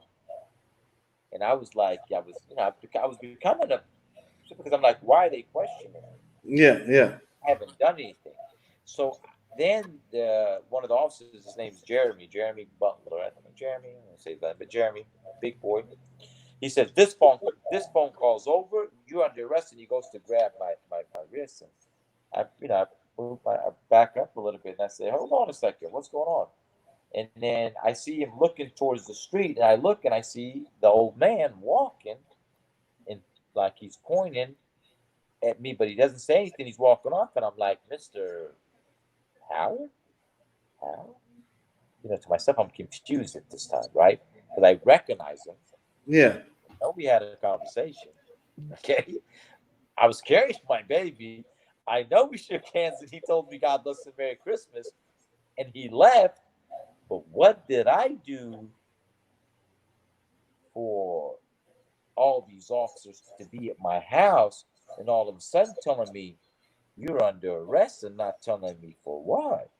I was hot, but I contained my composure. And I said, what is going on here? Why are you arresting me? For what reason? And why is Mr.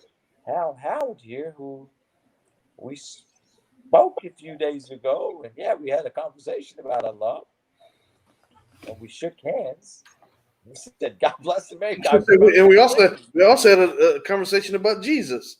So what's the problem? Yeah, What's the problem? exactly. He told me his Lord and Savior is Jesus, and I said, "Well, Allahu Akbar, la ilaha illallah. Allah's greater, but no problem. To me, you be your right. To me, be mine. Yeah. Brother, they put the cuffs on me and they put them on tight. And Hmm. Jeremy grabbed me and he said, "Shut the F up." Hmm. And I said, "Young man, I don't know if you know the law." Now I'm in cuffs already. Yeah. I said, "I don't know if you know the law or not. But the law is I have the right to speak. Now, anything I say or do can be held against me. No problem. I hope your cameras are on. I hope your body cameras are on." Yeah. I said, "If you're hungry, Jeremy, go to McDonald's and get you a Big Mac or Happy Meal or something, brother, because you're not having me for breakfast." And I say, this is going to stop. I said, this racism, this prejudice, this Islamophobic, whatever it is you guys are doing, because I don't know what you're handcuffing me for. Is it because I believe in Allah? Because you did ask me the question, did you mention Allah? Is this Yeah. against, is it against the law now to mention Allah? So I said, I told my wife then was trying to come to see what's going on. My mom passed out. May she rest in peace. She passed out. She fainted, Hmm. and uh, and uh, and they thought it was a joke. They thought it was funny that you know, as she was at that time. This was 15. She was 79 years old. Going Hmm. on 80.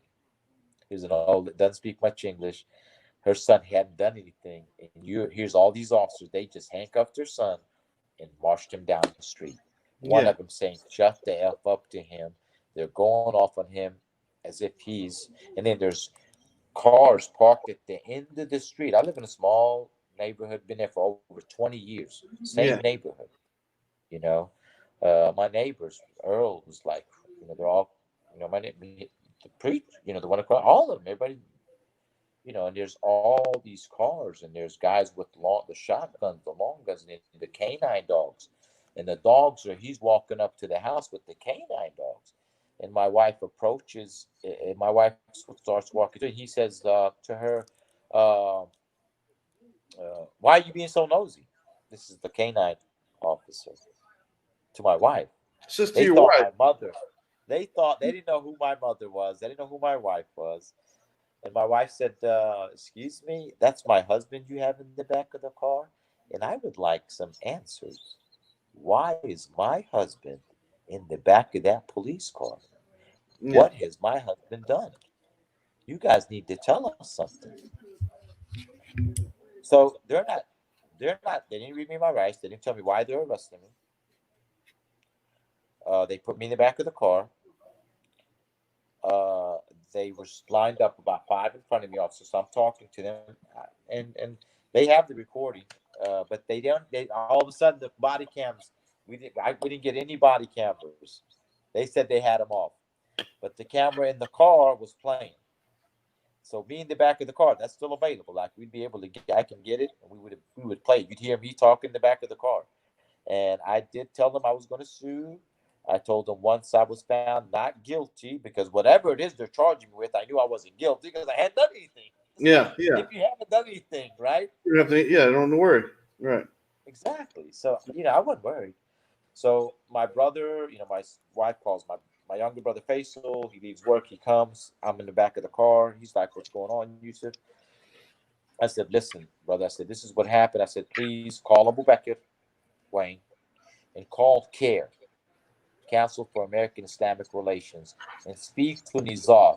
I knew one of the brothers. He's a Broward County Sheriff Deputy. He's been a Broward County Sheriff's Deputy for over 10 years now. So he was a sheriff's deputy, and he worked for CARE at the time. Now he works for Islamic Foundation.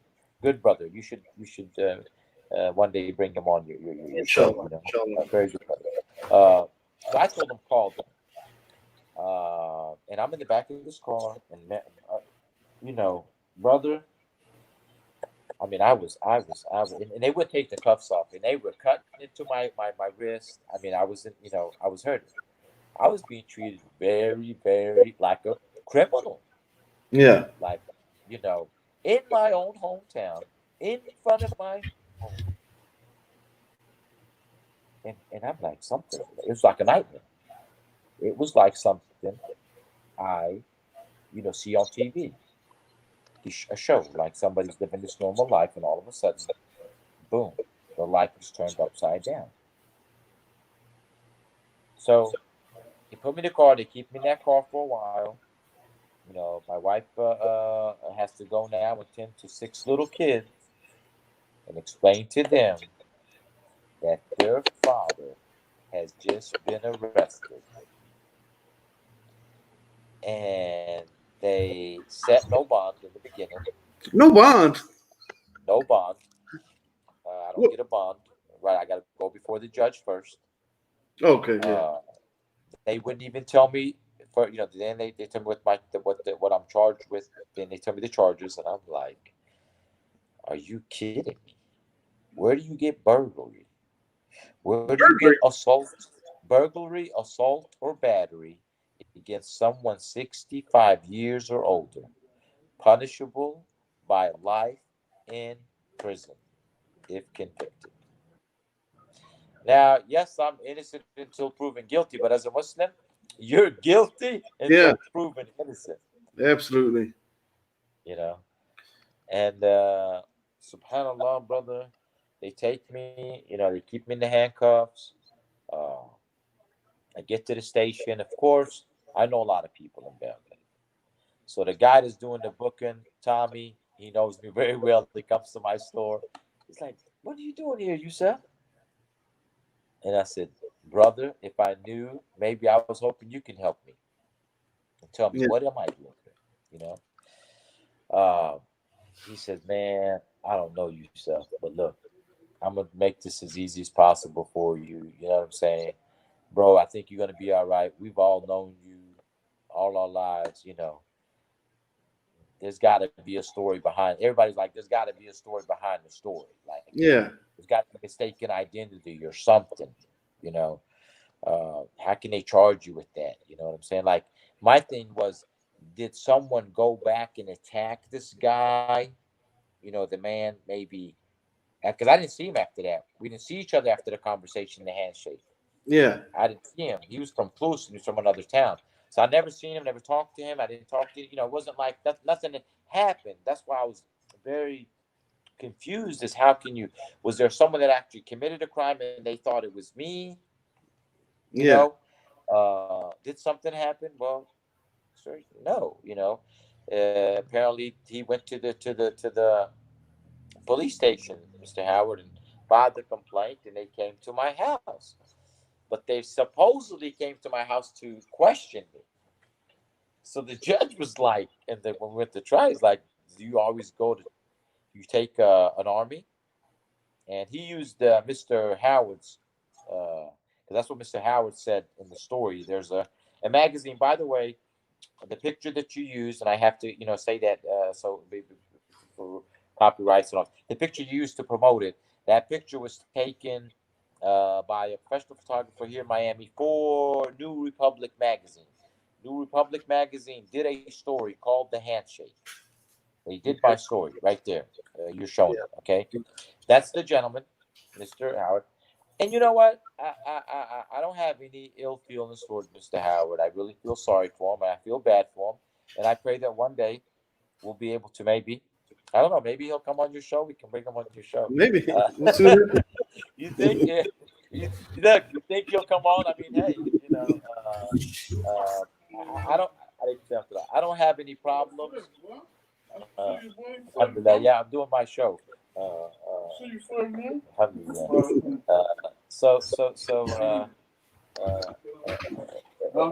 Alhamdulillah, I don't hold, and I'm not even upset with the sheriff's department. Yeah, I'm not upset with the officers. My thing is, as this thing got to where it got, I feel like, I'm gonna make the best of this, and hopefully, uh, build a partnership with the local, law enforcement, sure. and also teach them and let hopefully for them to learn about Islam and if someone is a Muslim, for one, all you have to say to them is Salaam alaikum, and if you have a warrant for them, just call them, tell them come in. I would have willingly drove Yeah. to the police station and sat down and talked to them. But I realized there was someone pushing the button somewhere, you know, Yeah. and this is something that we really don't have concrete evidence of, but my attorney was able to find out some things that were very troubling. For instance, the gentleman had actually made a call to the FBI, and that was never mentioned. And Hmm. apparently, the FBI had given instructions for him to go to the sheriff's department and speak to the terrorist. There's supposed to be a terrorist task force, Oh wow. and came down to it really that it was Allah Subhanahu wa Taala. I know you're gonna, but this is what my attorney. He's Jewish. Okay, he's Jewish. He took my case pro bono through CARE, but I Hmm. had to pay for all the depositions, my time, all that. So it's still, it cost me, it affected me, but the trauma, I don't know if you get over that yet. Because Yeah. especially for my kids, they're still traumatized by that, and Yeah. it still bothers them that they're always afraid when I leave the house. Is Dad going to get arrested again? So what Because was the how do they come about charging you with burglary when you did nothing more than shake the man's hand? So how do they? yeah, they use the whole the technical where if you put your hand in a person's if it goes in the car, they can Oh my charge you. goodness gracious! You But kidding the me? sad thing is, here's the sad thing. The sad thing is, they came with plea. I think the last plea bargain they came. Would I be willing to accept disorderly conduct and an apology to the sheriff's department wanted an apology for because I was charged also with uh, resisting arrest without violence. Mm. I was charged with resisting arrest without violence and burglary, assault or battery against someone 65 years or older. Yeah. That punishment by life in prison. Resisting arrest without violence is. I don't think there's even a. I don't know if there's a. It's a misdemeanor, but I don't know if there's any. Oh, it's like But perfect a traffic fine. Not. after I went because I said no, I won't take. I refused to take any plea for the charge that I was facing life in prison. I said I'm going to trial. Okay, so my attorney said, okay, so are we doing jury trial or are we going to go before the judge? I said let's go when we go before the judge to set it up. I'll let you know if what I think of that. When you go before the judge. So we went before the judge. The judge was very nice. So when he asked, he goes, he read it. He goes, wow, Mr. Musnet, there must be a story behind this story. I can't wait to hear this one. I guess if I'm going to hear it. And I told my judge, you know what? Let's do a bench trial. For one, it'll go. We can do it a lot quicker because I'm not guilty of anything. I said, and you know what? I told him the first day I went in there to talk to my attorney. I said, listen, I said, I'm gonna tell you this now. I said, I'm not taking no plea bargains whatsoever. I'm not guilty of what Yeah. I'm being charged. Okay. And if I am convicted of anything, we're going to trial. I'm telling you from the beginning, unless they drop all charges. If they drop all charges and they apologize, I'll let it go. Yeah. But if they don't drop the charges, I'm going to trial. Yeah. I'm not bargaining anything. I'm not guilty. I'm not accepting. I'm no guilt. I'm not guilty. He says, okay. So he says, you know what? And I respect that. And you're absolutely right. You shouldn't. He goes, but you have to know in a trial, if we go judge, if that judge, even if he thinks, he goes, I've been before the same judge before. He goes, he won't. He says, I've been before this judge, and I thought we won the case. And I told my client, I think we won. He goes, and he ended up finding my client not guilty. I mean guilty, and he found him guilty. He Yeah. ended up having, He goes, so are you sure? I said, I'm positive. Alhamdulillah. So we decided we're going to trial. It was set for September. Look what they set it for. They set it for September 11th. Can you believe Oh that? well. In the beginning, they set it for September 11th. Okay, in 2016. Uh, and my lawyer said no, so they set it for September 7th. So it's been 9 months now. Because I was arrested on the 29th. I got out on the 30th because I spent one night in jail. I did spend one night in jail. Yeah. I had to go before the court. I had to go before the judge the next day. Yeah. And they were trying to keep me. The prosecutor wanted me to have they wanted me to do a mental evaluation. They thought I was a flight risk. This is what the judge said. He said that I threatened the officers and cursed them out and told them I was going to take care of them and call care.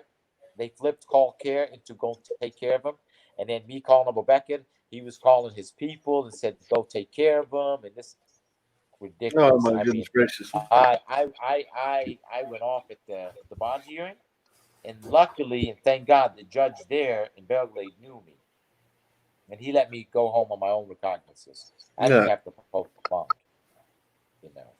And he said, he told the prosecutor, he said, look, I've known Mr. Mustard for a while. He's been before my bench. You ain't got to worry about this man coming to court.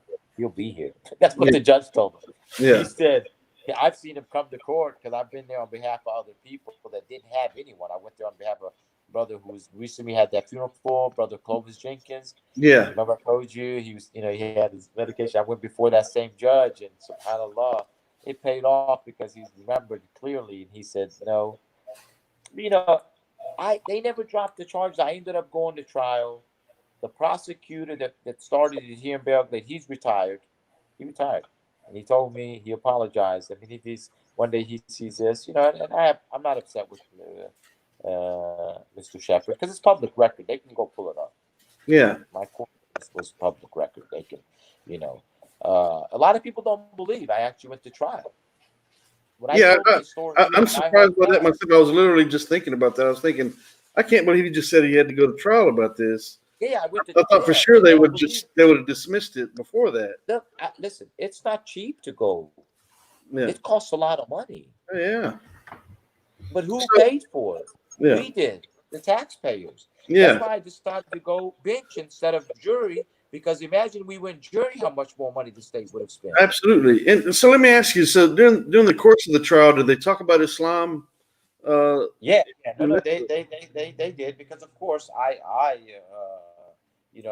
even when I was talking, and I was talking to him about Islam. And the man showed up for court. The judge said, he told them, he said, listen, he said, clearly what I see is that it's because this man's Muslim. And so Mr. Howard, or whatever his name is, Howard, he showed up for court. He showed up for court. He testified. Yeah. He said in court on the bench, he said at the end, he really didn't have a problem with me. And that I was welcome in his church, but Allah is not. He said he felt like I was trying to force my religion upon him, and I was trying to force Allah down his throat. Case closed. I mean, come on, man. Look. That's what the judge said. So the judge said, okay, Mr. Howard. He goes, did you have a cell phone on you? He said, yes. He goes, so when Mr. Mustard pulled your shoulder out, as you say, why did you call the police? Why did you call the police? He goes, why didn't you go to the hospital? My goodness gracious. Listen, the man says, my doctor's a Muslim and I love my doctor. So the judge asked him, he says, does your doctor wear something on his head? And does he have a big beard like Mr. Mustard? And did he dress like Mr. You ever seen him dress like Mr. Mustard? He said, was it the appearance that scared you more in the religion than anything?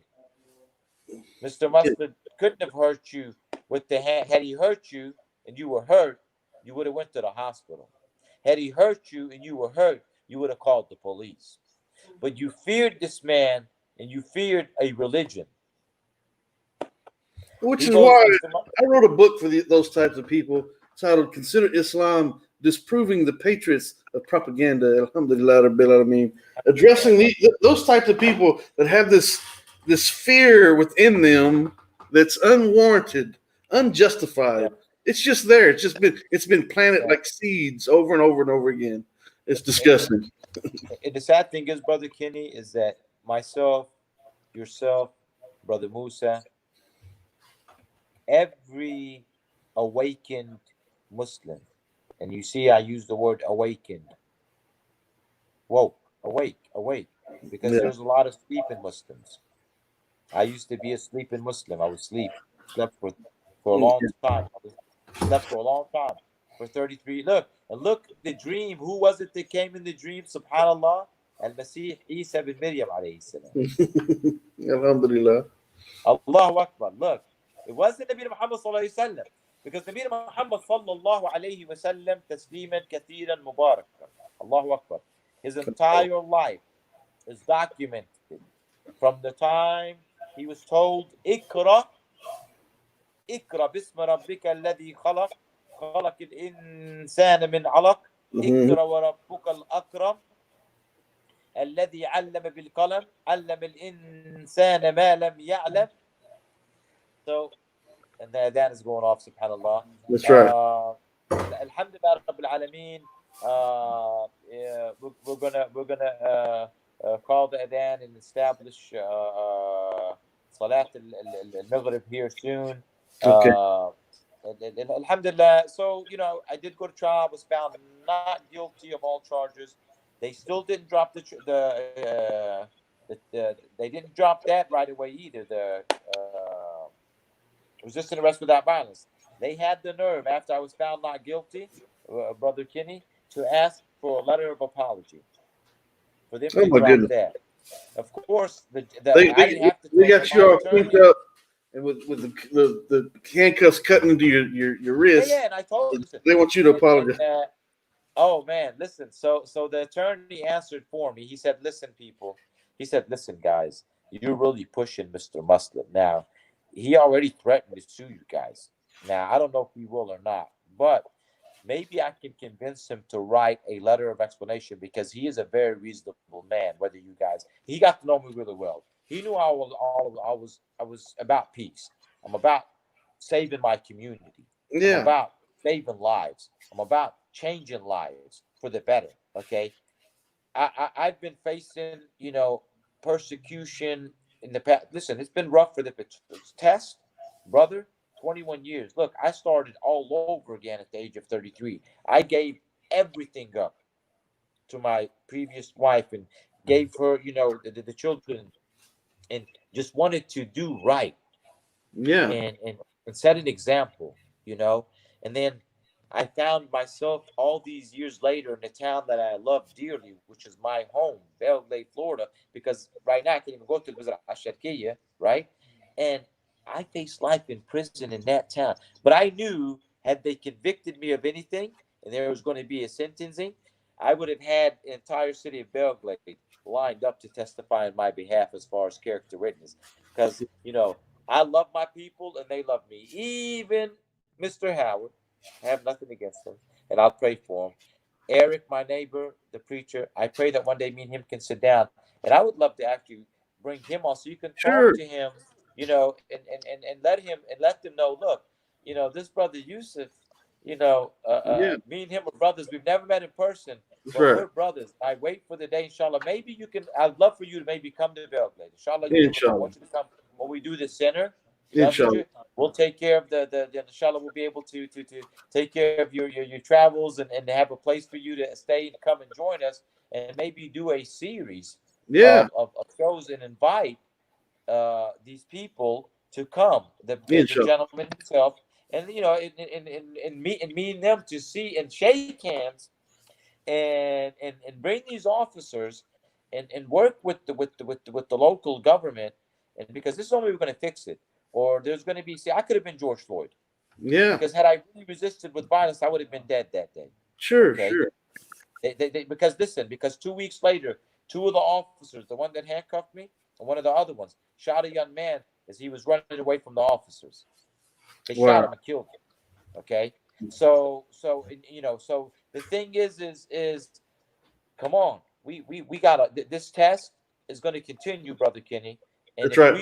we the ones that are awake right now, do not, you know, awaken the rest of the Muslims, and inshallah, Allah will bring, those who are ansar, who are dead in their hearts now without La ilaha illallah Muhammad Rasulullah. Allah puts that into their hearts and they come back to life, and then we can live under the banner of La ilaha illallah. That's right. That's right. Yeah, purpose of the show, no question about it. And right in the books and pushing Brother Abu Bakr's book. He was actually Yes, backstage. yes. I didn't want to bring him on during the interview, but I planned to bring him on. But I see he's actually going to do his prayer right now. As a matter of fact, I need to Yeah, do this. we're gonna go Sunday. If you want to uh Yeah, uh let's us, we can. yeah, I need to pray myself as well. So Yeah, so let's take let's take let's let let's put it take on your break. pause for about Pause. Okay. 10 minutes, and then we'll be back, inshallah. Okay. Sounds All right. good. So stay Assalamu tuned, alaikum, everyone. brother. Stay tuned, Yeah. inshallah. Assalamu alaikum.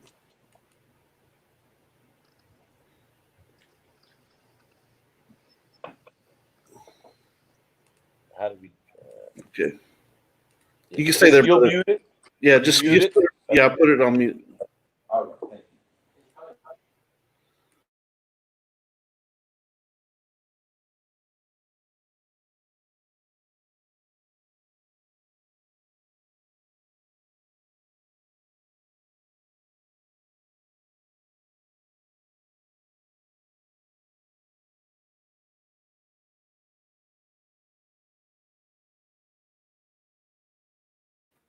Okay, so everyone out there listening, stay tuned. Part two is coming up. We're going to have Brother Abu Bakr, the author of 2064. He's going to join the panel, and we're going to open it up for questions for anyone who may have a question for Brother Youssef or myself or Brother Abu Bakr about his book. We will be back on shortly, inshallah, God willing. So please stay tuned. Part two is coming up.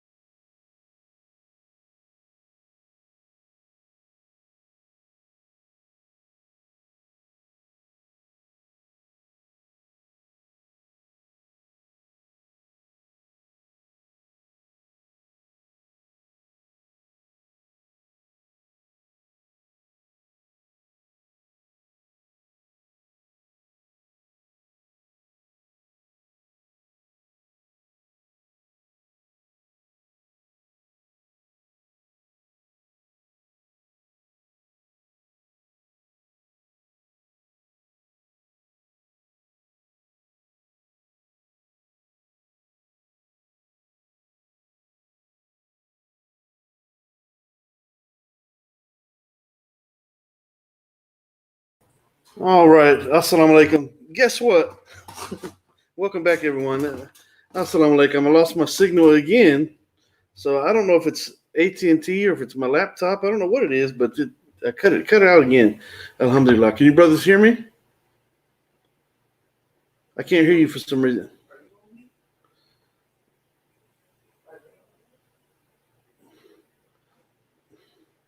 Oh, matter of fact, let me. There you go. There you go. Oh, It was on my end. Alhamdulillah. Okay, so let me mention something before we start talking again. Matter of fact, if y'all can contact Brother Abu Bakr, tell him to come back. He was backstage most of the time, but we was in the it's in the middle of the interview, and I don't want to interrupt it. But he's probably still in his okay, so let me show something real quick. Talk about this just briefly. Okay, so this weekend there will be another debate. Let me take this off Who is here. the God of Israel, Allah or Jesus? SubhanAllah. Yeah, who is the God of Israel, Allah or Jesus? These two brothers came up with this debate topic. Sean Masters is the Christian guy that was actually he debated Brother Mustafa Hijazi last Saturday. This coming Saturday, he's actually going to debate Brother Fred Dizzle. Brother Fred Dizzle, yeah. So alhamdulillah, he's going to be debating him on this topic: who is the God of Israel, Allah or Jesus? And it's the case is closed in this situation. Yeah. There's not even there's no debate there. You know, there's a historian professor from Ben Gurion University. Okay, his name is Mushi Ahrens, I think, if I'm mistaken. He's a professor in the Jewish religion, and he's a historian. You can look him up. I've actually posted a few of his videos. He makes it very clear. He's Jewish. He speaks Ibri and Arabi. He makes it very clear.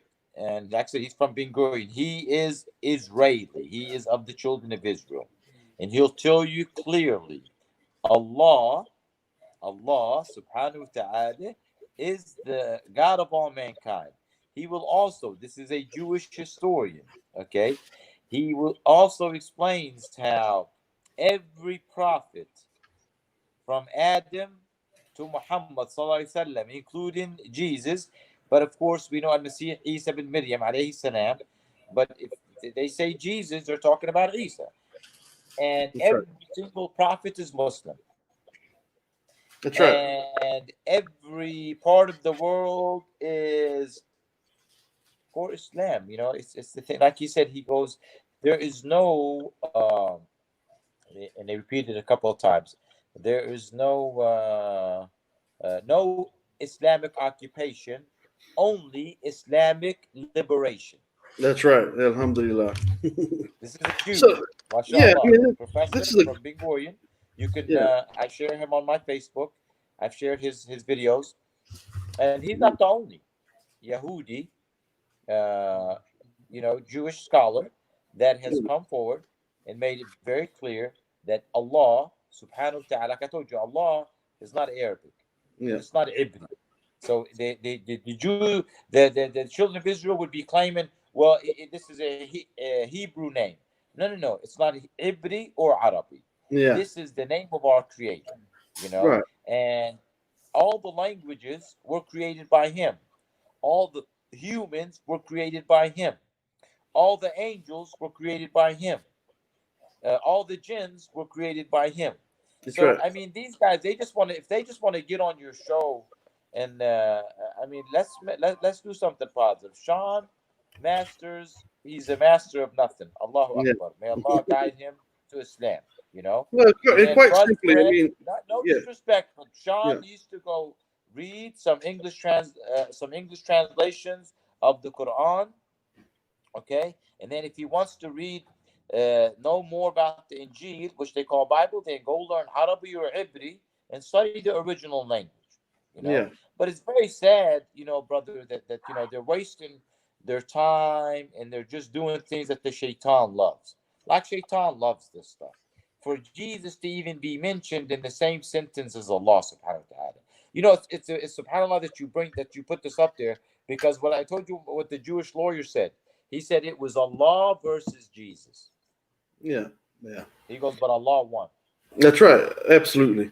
And the Allah thing won. is, just quite simply, for any Christians listening out there, just wrap your mind around the simple concept of the fact that Jesus, peace be upon him, Isa ibn Maryam, Alayhi alayhi salam. salatu wasalam, right? He prayed to Allah. Gods Oh, don't of pray course. to other gods, and gods don't pray themselves. Prayer is for Yes. human beings. Yes. Prayer is not for our Creator. Prayer is only for the human being. And Isa ibn Maryam, Jesus, peace be upon him, he fell to his face in the book of Matthew 26:39. So it says that he fell to his face and he cried out to his Lord. He said, "Lord, Yeah, take it from me." So yeah. So this is a case closed as far as I'm concerned. I want to mention, yeah, yeah, it, I want to it, mention it, one other thing is. uh-huh. The Change for Change Foundation is an organization in Ghana. As a matter of fact, yesterday was the anniversary of my oldest son's death. Wa inna lillahi wa inna ilayhi rajiun. And the change, yeah, alhamdulillah. Rahmatullah. Yeah, How old, if you don't mind me asking, how old did you tell me was he when he, he he would have been 27. He'd have been 28 this year. And so the Change for what, Change Foundation actually, I sent the donations in for Brother Abu Bakr Siddiq Hussein. He's the founder of the Change for Change Foundation. And he overseen the water well being built on behalf of my son for Sadaqat Jariyah. So if anyone wants to have a water well built or wants to help this organization in any way, contact me and let me know. But specifically right now, what the brother, matter of fact, there's a video, but I'll try to play it. He made a 1.5 minute video where he's actually requesting that people make donations so that he can get a laptop and a projector in order to do some youth development there with some of the students there in Ghana. So once again, they're trying to get donations for a laptop and for a projector, and the prices there are so much less than here. So he actually only needs about $700. I told the brother that I would try to get $1,000, get people to donate $1,000 for the projector and for the laptop that he's going to use for the youth there. He's trying to reach out to the youth and teach them to develop skills as far as dawah and just being leaders in the community and all those things. So he needs help to do that. And this is sadaqah for anyone who contributes. So I encourage people to donate for this cause. I'll try to post. Matter of fact, I'll try to do it right now. As a matter of fact, I'll post the link for there's actually a GoFundMe right now. The GoFundMe link for the water wells for this organization it's only at $190. So we certainly need. Matter of fact, that's the GoFundMe link scrolling across the bottom there. I'll try to post it in the chat as well. But this brother, he does a lot of work there in the community in Ghana, and we have to realize that there's a lot of places in the world where water is scarce. They simply do not have clean water.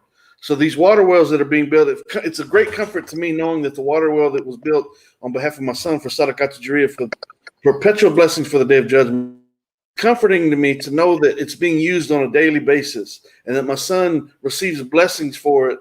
For everyone who uses the water to bathe or to do wudu before the prayer, to prepare their meals, to take baths and all these things, it's a great water to drink.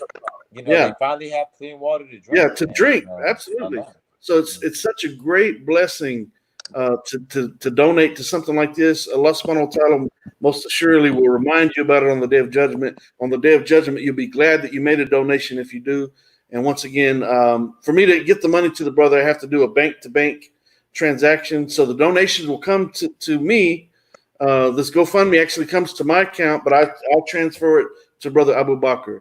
Matter of fact, his name is Abu Bakr Siddiq Hussein. He's on my friends list on Facebook. Contact him if you want to find some other way to donate to him. Maybe you want to send a check or whatever. But contact this brother. He's very, very active in his community. I love this brother dearly, even though I've never met him. Like Brother Yusuf said a moment ago, we never met each other, but the love is there, and I want to help this organization for what they've done for me and my son. Based on the death of my son last year, that having that water well built is something. It means a lot to me. So I encourage one of people my to give that. I'll try to get the. I'm going to try to post the link to the organization right now. As a matter of fact, let me take it off here.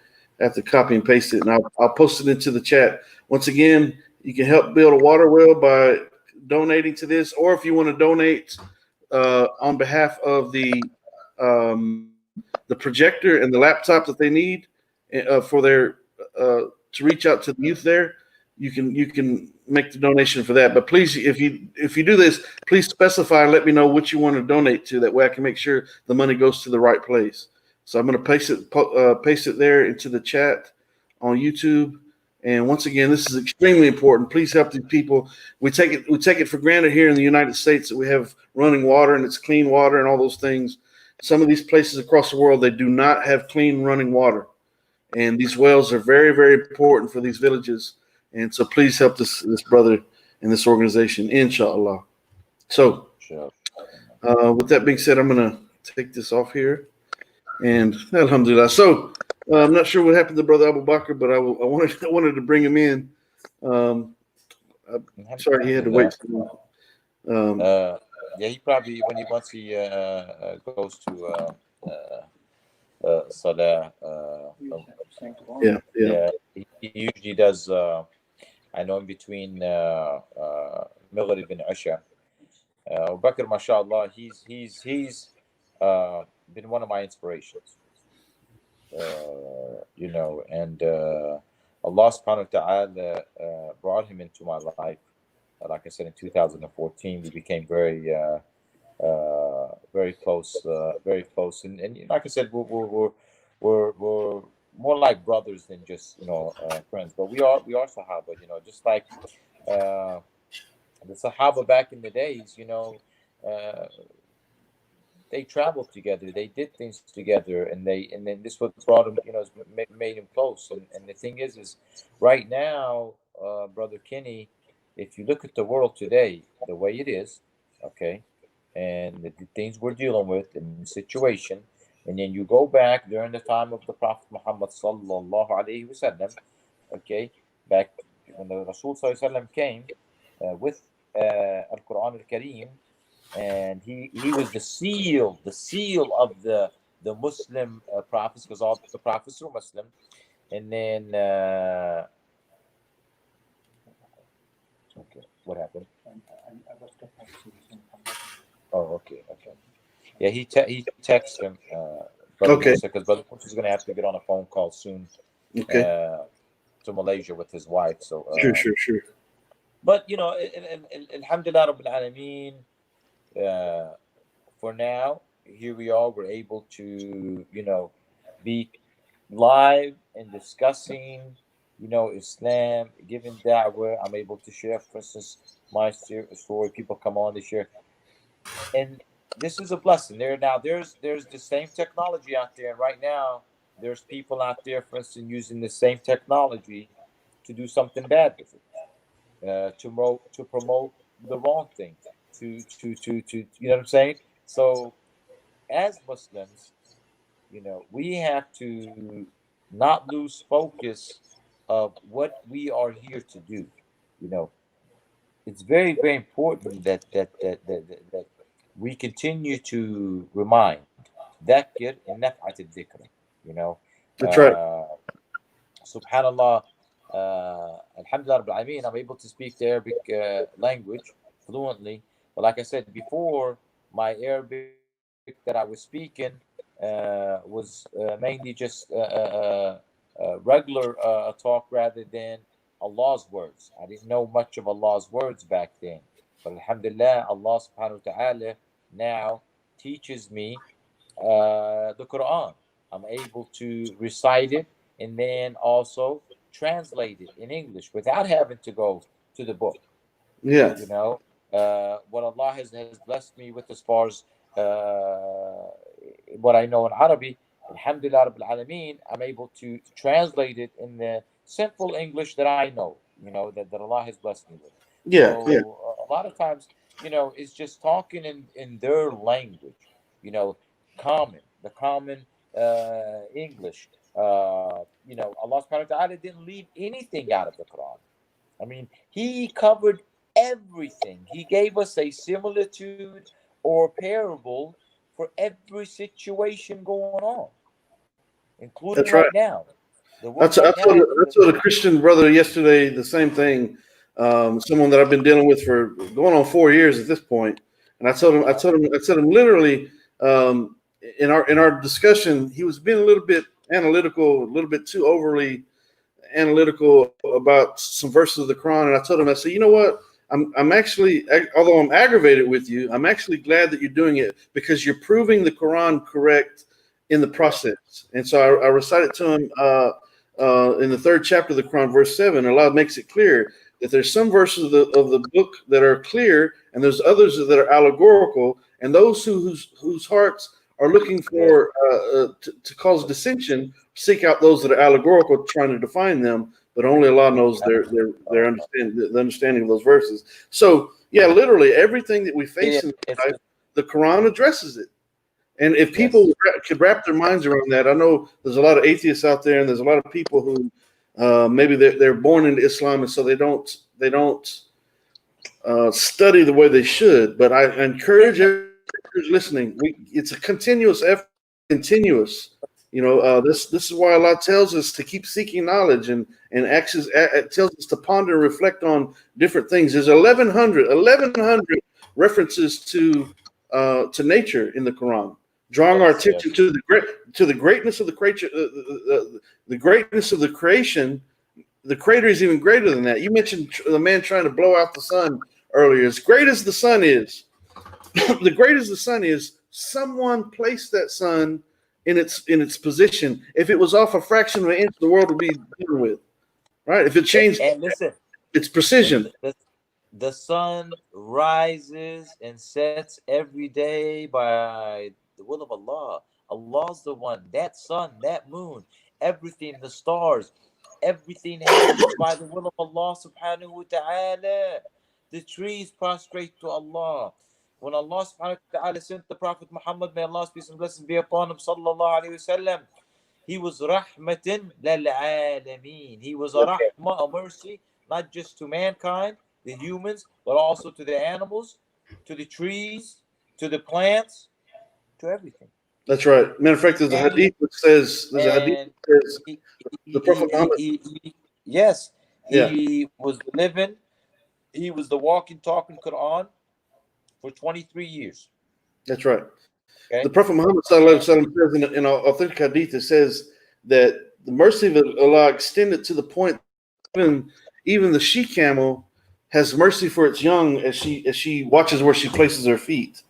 In another authentic hadith, Allah says that the Prophet Muhammad sallallahu alaihi wasallam says that, that Allah has sent only 1% of His mercy to mankind. He's reserved all the other 99% for the Day of Judgment. And in saying that, that one encompassed in 1%, all the people who doubt and who reject the belief in a Creator and who maybe they're Muslim or they're Christian or they're Jews or whatever, but they're not really faithful in their relationship with our Creator. no, Even the people who deny him. And so I mentioned the verse earlier. I mean, not the verse, but the hadith earlier, where the Prophet, peace be upon him, says that the difference between a believer and a disbeliever is the prayer. So one can call himself a no, Muslim, right? Is the prayer, but a person can call themselves a Muslim, but they're not of the mu'mineen. They're not the true believers, because the true believer, that establishing the prayer is the answer for all these things that we're going to face. And so, it's go ahead, brother. Alhamdulillah, salah is very, very important. Yeah. And establishing your salah is one of the most important things. But recently I listened to something, and this brother was doing a khutbah in Masr, and he said there was this doctor who went to his sheikh and he asked, what is the one thing that Allah subhanahu wa ta'ala dislikes the most, something that a believer does, a Muslim does. What is it that he dislikes the most? You know, and the sheikh told the doctor, "You tell me, what is it do you think that?" He goes, "Leaving his salat, being neglectful of his prayers." He goes, "Yes, but that's not the most disliked." He says, "What?" He says, "Ikra." He says in the Quran, it says, بعد أعوذ بالله من الشيطان الرجيم بسم الله الرحمن الرحيم أريت الذي يكذب بالدين أريت الذين يكذبوا بالدين الذي يدع اليتيم ويعود على طعام المسكين. Those who are the first ones, he said, did you seen those يكذبوا بالدين? When they did the translation, they said who say disbelief, but كذب means lying, like those who are lying, they're not being truthful. He says those are the same ones that repel the orphan. That's And right. those are the same ones that don't want to encourage the feeding of the miskin, the poor. And then he says, Waili lil musallin alladhina an salatihim sahun. After those two, then he says it's the one that's neglectful of his prayers. So That's one right. thing Allah hates the most is that when people, someone comes up to you and he's asking you, get away from me. If Allah wanted to feed you, he could have fed you. Yeah. This is And some of the that falls in line. I want to thank the people that are actually making donations. They actually contact me privately. Mindy Bomer, she's atheist, but she's one of the very first ones that has made a donation on behalf of the Change for Change Foundation and on behalf of my son. She specifically said that she's donating on behalf of my son. And so that we met the last time, right? She's Mindy.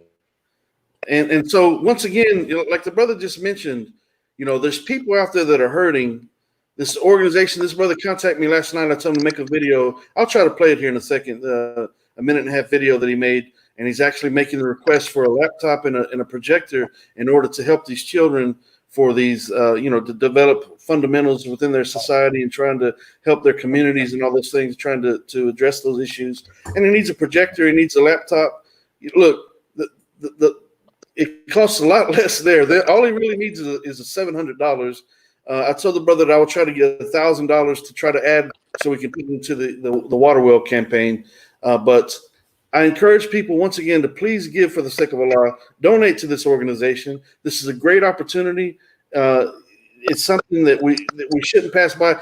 No amount is too little. $5, $1. It doesn't matter what you send. Send whatever you can send. And if you can't send anything, please pray for on behalf of this organization that they're able to do all the things. This is Sadaqah. Absolutely. Every little small bit helps. Please give for this organization, inshallah. This brother right here, Abu Bakr Siddiq Hussein, he means so much to me. Where's the brother at? Where's he? He's in Ghana. Okay, he's in Ghana? He's in Ghana, yes. Okay. Yes. But is he from Ghana or is he from because I have a lot of he's friends in Ghana. Yeah, he's from Ghana. Is he? Yeah, I have a lot of friends in Ghana. I've also there's people that I've helped out, just on Facebook. I have friends in Ghana, Afghanistan, Pakistan. I've met a lot of people there's people I sent personal contributions to, but it's always good to mashallah, this brother Abu. Now here's another Abu Bakr. This is not the same Abu Bakr that I was talking about, but this is brother Abu Bakr Rollins. The other Abu Bakr is Abu Bakr Siddiq Hussein. He's on my Facebook friends list as well. But brother Abu Bakr Rollins is the author of the book 2064. Wa alaikum salam wa rahmatullahi wa barakatuh, brother. So yes, so that's the original version on Brother Yusuf's left, and the second edition is on the right. Alhamdulillah. Yeah. So I've got 2064 right back there. Matter of fact, I had to get some bookends. Yesterday, I had some bookends that were delivered. I had all the books just stacked together, and any slight movement, all of them will fall over. So finally, alhamdulillah, I finally got some bookends. So yeah, brother, your book is back there, unless it's over here on this table. But it should be. It's back there somewhere. Listen, yeah, I see it. You need to read that 2064 and hang on to it, because this one here, the cheapest one is $200. The American we sent that last time. Yeah, ain't that something? So, gentlemen, brothers, tell me what y'all have going on as far as the center and things that y'all are working on. I see brother Musa Ethan James is over there with you, and that brother means a lot to me as well. Obviously, he means a lot to you guys as well. But yeah, tell us a little bit about what you have going on. Well, alhamdulillah, when we developed the 2464 strategy, we wrote into it Beitul Mal America. And so Beitul Mal America was a concept in the 2064 strategy. And so since it is a strategy intended for implementation, we incorporated as a nonprofit 501c3 corporation. And we are now implementing the 50-year strategy. So one of the things that we have in there is 20 social and economic centers. And so the first one is the Beitul Mal America Addiction Center, where we're going to implement the Ready for Work initiative. So people that are unemployed, they're strung out, they coming out of prison, and they need to get their life straight. We're going to take them through this whole curriculum within Islamic base, so that they can transition from unemployed to employed, from prison to the workforce, and from poverty to becoming entrepreneurs, inshallah. So so that's the first implementation of the first center. The other thing that we're doing is in response to the social injustices that are going on and the racism. We are implementing listening circles where, inshallah, we're going to be convening groups and talking to people about 4 things. One is, what has your experience been with law enforcement here in this country? What constitutes privilege to you? What constitutes disadvantage? And how can we move forward as a country? And then take that information and start to align ourselves with other groups around the nation that are also concerned about the disparities in race, in income and policing. Who's getting the brunt of this brutality, and people that are empathetic, and build coalitions. And then we're going to go to the Justice Department and say, okay, well, now we have the word of the people. Give us the data. What tell us about policing from the mid 1800s to today. Why was it started? Because if you notice, policing really was implemented around the same time as the enactment of the 13th Amendment, which was the abolishment of slavery, right? Well, not, because slavery can still exist under the 13th Amendment if you're a prisoner of the state.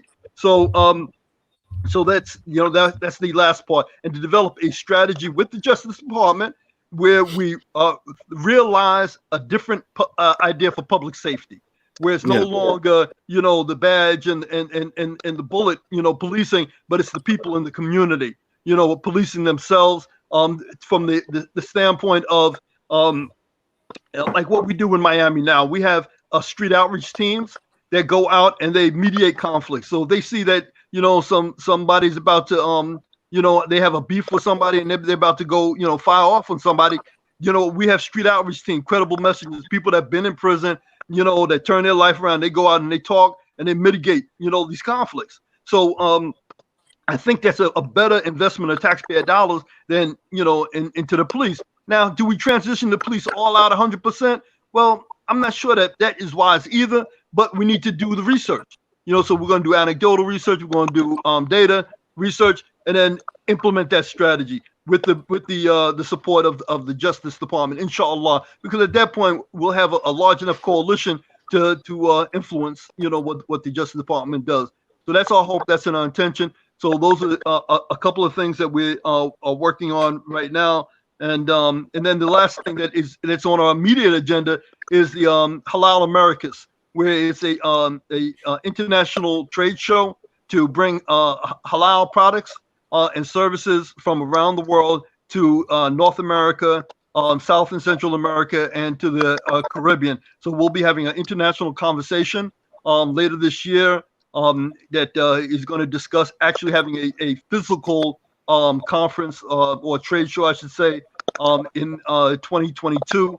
And so we'll have a lot leading up to 2022, inshallah, for the Halal Americas, what we call halalifying America, inshallah. That's what we got going on.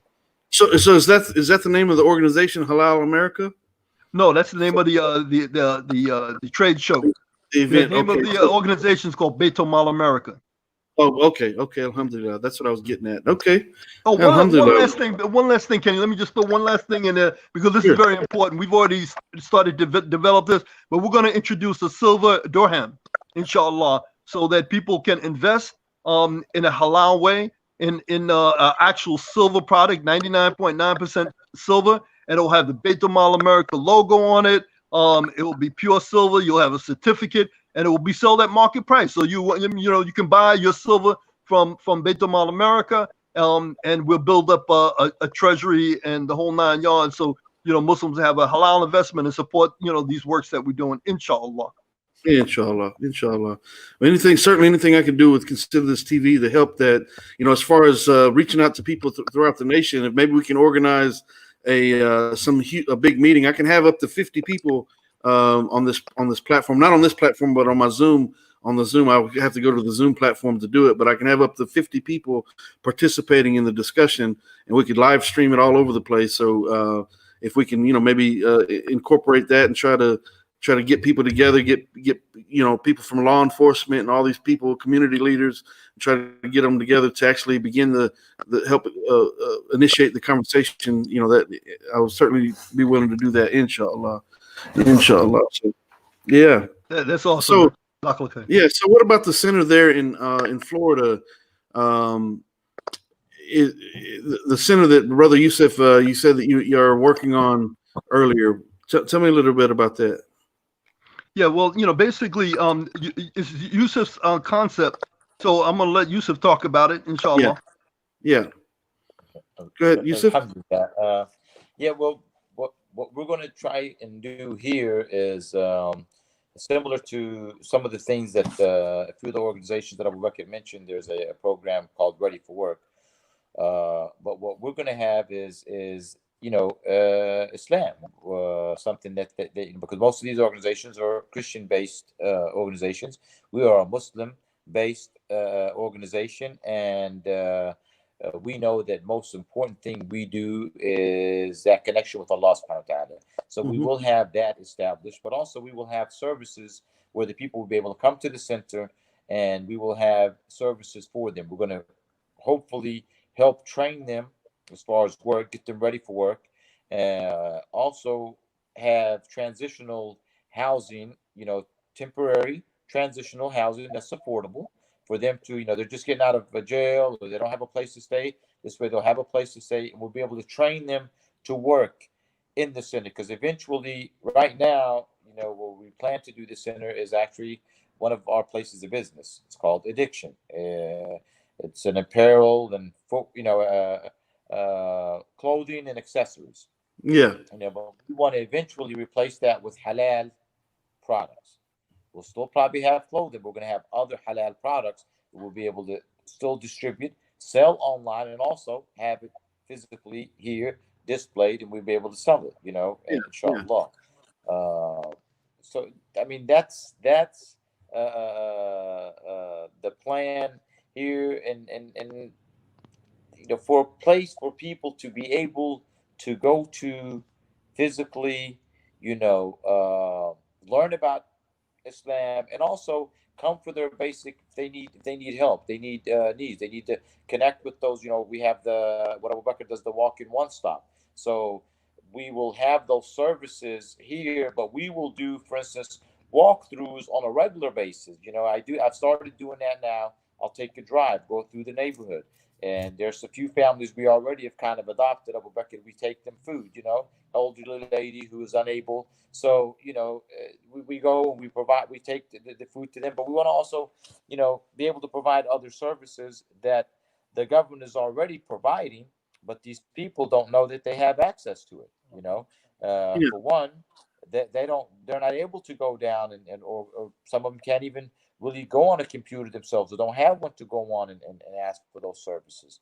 So it'll be like a full service, center. Come and get help as far as services, and also if someone needs, counseling, they have, the best counseling is through Allah subhanahu wa ta'ala gave us, why do we have Islam? Why do we have a deen? You know, Yeah. why did Allah say today, I perfected your religion, you know, for you, and I have, is for us to use that to help people. So let me ask you, it's in regards to like the counseling. So would it be, people trying to help and trying to assist the people that are coming out of prison and such? Would it be on a volunteer basis, or? And the reason I ask that because I'm curious as to what the plan is, or you how are you going to let the people know about the services? So the people that are in prison coming out, what's the plan to I know it's the early stages, but is the plan being developed to be able to get that information to them to say, hey, this is a place that you can come for resources and for help. So what's the plan there, and is it requiring volunteer work? Yeah, Kenny, I'm the director of the South Florida Reentry Task Force. So Okay. we're already in the prisons. We're in the prisons. Great. So we host reentry fairs inside the prison. So when people are within 6 months of their release, we meet with them, find out, we do a needs assessment, and then we start matching them up with service providers. We also work with those that are already on probation. So we work with the employment specialists at the Florida Department of Corrections Office of Community Supervision, so that those that their terms of probation require them to have employment and training. We're already working with them now. Great. Yeah, alhamdulillah. So the thing is that we want to get people out of, like, a lot of people in Miami, they're caught up. Miami's kind of hectic. So Belgrade is an hour drive away. It's quiet. It's peaceful. There's a lot of green space. So people can get away from the riffraff of Miami and get clear their head, get some Islam, get some halal food in their system, and learn, and then we take them through this evidence-based program called Ready for Work, so that they have all the job readiness skills, they're ready to go into the workplace. So we're taking care of, inshallah, their soul, take care of their stomach, take care of their mind, and give them and take care of their wallet too, inshallah. That's wonderful. Alhamdulillah. So tell me a little bit. We got about 15 minutes or so before I need to do salat for Maghrib. I had to pray Asr earlier, but Maghrib is coming up in about 15 minutes. And so tell me a little bit more about, for the people who don't know, I know a little bit about it, but I'd like to hear about it again, about the walking one stop. Tell me what the process is and what you're actually doing. What are you saying to the people when you actually go and knock on the door? And so tell us a little bit about that. Well, alhamdulillah, the whole idea came out of bringing one-stop social and economic centers to areas of high incidence of gang and gun violence. But there was no money for that. So we said, by the grace of Allah, why don't we take that one-stop center on the shoulders of elected officials, faith leaders, community activists, criminal justice professionals, and take it to the doorstep of the people in the traumatized areas. So we have a short meeting in advance of going out. And then we ride in a caravan, and the police escort us into the neighborhood. So can you imagine? We got police escorts, sirens screaming. We got a line of about, somewhere 50 to 70 cars, and we pulling up into a neighborhood where there's been a drive-by shooting. So, I mean, it's like, and people know it's not a funeral. They're like, what in the world is going on? So the place is kind of numb. Just like when you go to the doctor for an operation, what has he done? When he's trying to fix you up, he numbs you, right? So we numb the area. We go in door to door. We have a staging area inside the usually it's public housing. We have a staging area with career source, the health department, the state attorney's office, so people can do seal expunction right there on the spot, do HIV testing on the spot. They can apply for jobs, work on their resume on the spot. And then at the meantime, we got teams that are covering the whole neighborhood, and we're knocking on the door. Good morning, welcome one stop. And sometimes we're going out there with the mayor, the commissioner, knocking on their door. You got the commissioner knocking on your door on a Monday morning, and you're like, what? What I mean, the mayor's knocking on my door? We just had a drive-by shooting here yesterday. What are you talking? What's the mayor doing here? And then we're basically offering them. We have a sheet that they fill out for whatever their needs are. So they can check out. I need rent assistance. I need healthcare. I need food assistance. I need a job. I need what. And if we have that service at the staging area, we go right, grab them by the hand, take them to the staging area, and let them get that service right on the spot. If we don't have that service, alhamdulillah, if we don't have that service on the spot, then we make that referral to the agency, and the agency has 7 days to get back to me on the result of that referral. And if they, if they contact the resident, what was the result of that contact? Did the person get served? Blah, blah, blah, whatever the situation is. And so we track all of that, so to make sure that the residents get what they had asked for. And so, alhamdulillah, man, it's been very, very, very successful. Oh man, that's wonderful. I mean, it's the thing is that people are in need, and sometimes, like your brothers mentioned, that sometimes they don't even have an avenue to go and get the help. They don't have a vehicle. They don't have resources. They just can't do it. So they're sitting there and just going through the same issues day after day after day, and you're actually going to them and taking the services to them. That's beautiful. Alhamdulillah. So let me ask you, so how often does that happen, and how often does it happen, and how long does it take to actually organize and get all the parties involved to participate? And the follow-up question is, how long during the day does that last? Is it literally all day situation? Obviously, it probably have to be. But tell me a bit about how it's organized and how often that transpires. Okay, we've done it in organizing as little as like 2 days. That's rare. That's rare. But sometimes the need dictates it. Typically 2 weeks, and we usually do it every other week. Typically, without there at 9:30, we do the briefing, right? And we usually do it at the local police department. We have the briefing. So let me interrupt. All the volunteers meet. Let me interrupt you for a second because I'm curious. So these people, the commissioner and the police department and these medical personnel and all these, so they're actually part of the Walking One Stop. They're part of the group. And so, alhamdulillah, man, we got a network of about 2,000 people in Miami. So we push a button, man. The people show up. Alhamdulillah. That's great. That's great. Yeah. So keep telling me about how it's organized and how how you piece that together and how often. I'm really curious about how often that happens. Yeah, typically we do it every 2 weeks, but it depends. Oh. It could be sometimes it's every week though, and sometimes twice in a week. It really depends on the violence. If we have a lot of drive-by shootings and stuff, we'll go out more often.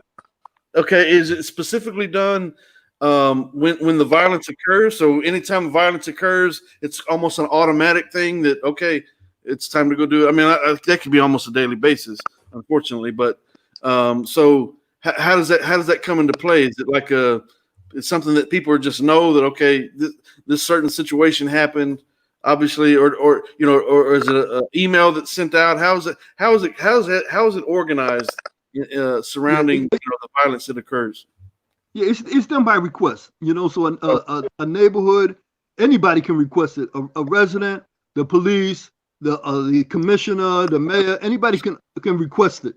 Or we go out to a place that has persistent incidents of violence. Like there's some neighborhoods that for the last 30 years there's been a disproportionate amount of violence, and so we have certain spots that we go to on a regular. But basically, first thing is to secure the date and make sure that we have the police participation, because quite frankly, like me, Yusuf, Musa, we don't care. We'll go out any place, anytime, no police, with police, never mind to us. But there's some people that go out with us, they ain't going out in the hood with us. No, I understand. And I get it. I get it. So it's like, so we accommodate that, So so inshallah, we make sure that everything is scheduled. We meet on a 9:30 on a Monday morning typically, because this is really the safest time, and it's also the time where the residents that are law-abiding most want to see us, because they just went through a weekend of shooting and loud music and dope being sold, dope being smoked, and they tired, so that they so happy to see us on a Monday morning, and they'll come out and talk, because number one, it's like the B shift of the drug boys are out on a Monday morning because everybody else is tired from the weekend. So it's not like business as usual on a Monday morning. So when we roll in there, remember, we've numbed the place because we're coming in there like, I don't even know like what, but we're coming in a caravan. So it's already numb. So people open up the doors. What is this? And they're coming out and they're talking to us, and they see that we're not the police, I mean, you can imagine me and Yusuf and Musa knocking on somebody's door. They know we're not the police, But the police are with us. I mean, I got some shots I can send you. Me and Yusuf are right there. We talking to one of the young men in the hood, and the major of the local police department is right there with us.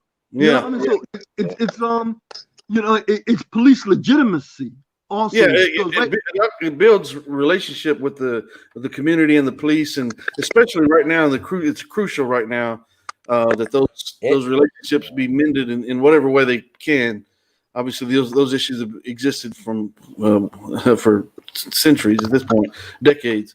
So, but yeah, I mean, this is truly beautiful, and the sadaka that's involved in all of it, all the work and the effort, and for everyone who's participating and putting this together, and just there's a million other things that people can be doing in the world, but thinking about people that you don't even know, going up and knocking on random doors just for the sake of trying to help people, find out what their needs are.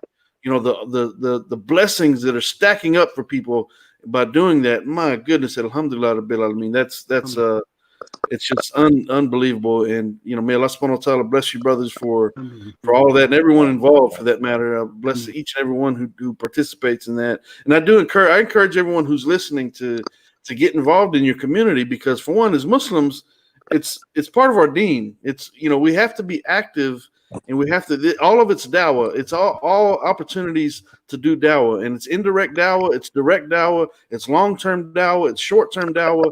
It's going out and being on the front lines and representing Islam and breaking down all the misconceptions and the misunderstandings that people have about Islam. The Muslims have to be at the forefront.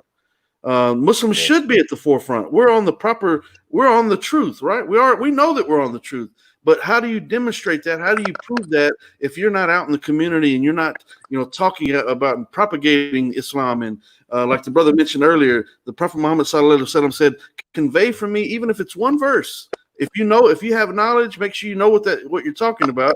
To go and share that knowledge, share the gifts that you have, share the blessings that you have." Follow what Allah has said in regards to giving zakat and helping the poor, the needy, the orphans, the widows, the divorced, all people that are struggling, the elderly, and certainly people coming out of prisons who are still people. Do they make mistakes? Yeah. Yes. Have we all made mistakes? Obviously. But these people are still people. They need help. Matter of fact, I have a brother I'm very close to. He's a Muslim brother that I grew up with, and he's been locked up a number of times. But alhamdulillah, if he had a walking one stop, if he had a center to go to, what's the name of the halal? What's the name of the center? Beit Mal America Addiction Center. Yeah, if the brother had something like that to go to and had resources and had people willing to help, and not just a typical halfway house where they really don't care, they're not putting their heart into it, but you're actually building and trying to reconstruct this individual who's been destructive to himself, but we're trying to build him up and say, you know what, you still have a chance. Yes, yesterday, today is the most important day of our lives, except for the day of judgment, obviously. Today is the most important day of our lives. Yesterday is gone. Tomorrow may not come. We may not see tomorrow. So today is the most important day of your life. It doesn't matter what's going on yesterday. You may not see what's going to happen tomorrow. So focus on today. Focus on now. What can I do now? How can I rebuild myself now? How can I do better now? It starts by going to the prayer first and foremost. But also, can I throw something in there, Kenny? Yeah, go ahead, brother. Inshallah, anybody that wants to do Walking One Stop anywhere in the world, we will come on our own dime, and we'll give you all the tools free. We'll give you all the sheets, preparation sheets, all the contact sheets, all the data tracking sheets, everything will get free. I'd like to, inshallah, I would like to actually go and do this with you, brothers, a couple of times and kind of see what I'll put together, and just be a part of it, and then take that and bring that to Houston, inshallah. I mean, inshallah, and the blessings for you, brother, that everyone who founded it and who's worked so hard at it, the sadaqah just keeps stacking up. If you start going from one community to another community, so inshallah, I would love to do that. Inshallah. So inshallah, we'll make that happen somehow, some way, by the will of Allah. So yeah, I mean, this is mashallah, he's the one behind the Walking One Stop. Abu Bakr is the brother that started the Walking One Stop. He's the mastermind behind it, and mashallah, We had a meeting the other day. I was telling some brothers, and we happened to bring up Farrakhan and the Nation of Islam, and I was telling them that, subhanallah, the Nation of Islam is the most diverse nation in the world. But here in the United States of America, we should have we should have a nation where all the Muslims, and I nominate from now Brother Abu Bakr to be the leader and president of the Nation of Islam here in the United States of America, because we need to organize, really. I'll be honest with you. If we don't organize ourselves, okay, because the Nation of Islam here in America, the one led by Farrakhan, is very similar to Ku Klux Klan. They're just, one is all black, one is all white. I agree. Exactly. They do not represent the Nation of Islam, because we're the most diverse nation in the world. Now, I do believe my brother Abu Bakr, should lead it. Like I said, yes, he is African American. He is, but that's not why he would be leading the Nation of Islam, because of his colors, because of who he is. And mashallah, Allah has blessed him and given this brother hidayah, and he has been my role model here. And my role model is the Prophet Muhammad sallallahu alaihi wasallam. No, But sure. here on this earth, the brother that once I met him, and mashallah, what the work that he's done, and the work that we are continuing to do together. And inshallah, we will continue to do this work until Allah sends the angel of death and says, go take Yusuf, or Brother Abu Bakr. We're in this till the end. And mashallah, please, anyone who hasn't gotten the book, get the book. It's on audio. You can listen to it. I've read it. I live the book, and I still read it. Subhanallah, and I listen to it. Why? Because it's something that's going to help better this nation and the world.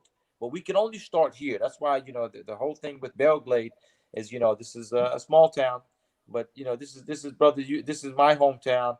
Of course, Abu Bakr now. Everybody knows Abu Bakr. Starting to know Abu Bakr here and back in Palestine. You go to my hometown of Mizrah al-Sharqiyya.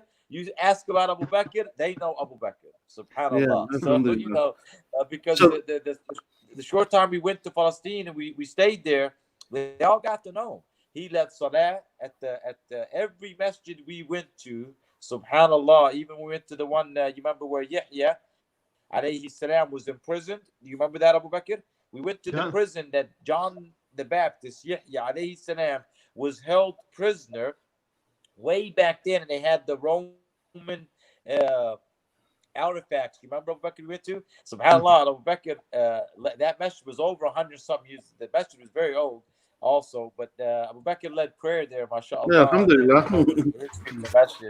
And everywhere we went there in Palestine, he led prayer. They loved him, and it's like, that's the amazing thing about Islam. We're the largest family in the world, but right now we're kind of dysfunctional, and we don't have leadership, and they need to start having leadership like here in the States. I mean, of course, I say Abu Bakr, president of the entire country. We should. I keep telling them we got to do that campaign, get this brother in the White House, but at least the Muslims, we need to come together. We really do. And inshallah, they'll pick up, read this book. And so the book 2064. Yeah, it's available on Amazon. Matter of fact, hold it up one more time, brother. So I want to see both of these books side by side. Actually, I've seen them side by side here in my home. Exactly. Alhamdulillah. So you can get both of these books. So actually, you know what? Just yesterday, I finished the revisions for the second edition of my book, and so I'm deciding on whether or not to keep the same overall cover and change the colors, reverse the covers and make it a white cover, or if I might just change the cover completely for the second edition. But anyways, you can buy both books on Amazon, inshallah. My book is also available. Matter of fact, brother, I don't know if yours is available. Salam. But we should try to get that on there if it's not on there. Is it on Dar al Salam? No. Yeah. I'll talk to you brothers about trying to get it on there, because I think it's a very well known Muslim bookstore website, and we'll talk about. If anybody's watching from here locally, they can always come to Addiction and get and we can even have a bucket autograph it for them. So where can they go to get it? I have My phone is sitting up on a stack of them right here. We have them here. But what I'm saying, where do they go to get it? What's the business name? In Belgrade, Addiction. Belgrade. Okay, go to Belgrade. Okay, Addiction yeah. now, but it'll be BMA Addiction Center. But they're able to get them. They can contact me on my Facebook page. We can get them a copy. You know, I encourage people to not just get it and put it on the shelf. They'll read it. Absolutely. Benefit, so that we can you know, mobilize and people can start coming together, and that's the only way we're going to put it into all the bad that's going on out there, you know, so that nobody else like George Floyd, all these people that have been killed, you know, over the years by police brutality. We also the police need to get a copy of these. I think that that's what we need to do. Probably go to the Justice Department, and they need to invest. And I've told them before, they need to invest in these books. And I think the officers need to read and learn, and they have to be this way. They're trained properly, because it's a training as well. It tells you how to go out there and do the right type of police. And when they read this, believe me, they're gonna go out there and they behave differently than what they're behaving now. And alhamdulillah rabbil alameen. Look, I mean, I'm a Muslim who read this book, and it changed my life. You know, the first thing. And I feel like if there's something beneficial, we have to, you know, get it out there. So inshallah, more and more people will read it. I think that these corporations and these big all this money that they sit there and spend on nonsense and worthless things, invest in this book, buy a couple million copies, and then distribute them, and every officer should have one. Maybe it should be a manual for them, you know, and then they can read about changing this nation, finally making the right change. I mean, that's what it is. It's the 50-year strategic plan for everyone. You know, not just Muslims. I mean, for all of us. That's right. So inshallah. Inshallah.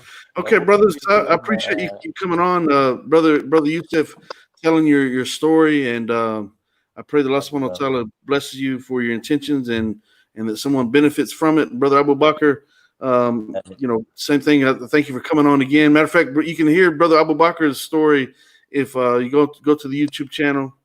Matter of fact, either consider this TV or Kenny Bomer Live. Consider this TV. You'll see the interview by Brother Abu Bakr Rollins, and I encourage you to once again get his book. You can find it on Amazon. And brothers, I do appreciate you coming to the panel and being part of Consider This TV. And I thank everyone for watching. I do bear witness there's no God other than Allah, and I bear witness that Muhammad sallallahu alaihi wasallam is indeed the final servant and the seal of all prophets. Ashhadu an la ilaha illallah wa ashhadu anna Muhammadan abduhu wa rasuluh. Alhamdulillah rabbil alamin.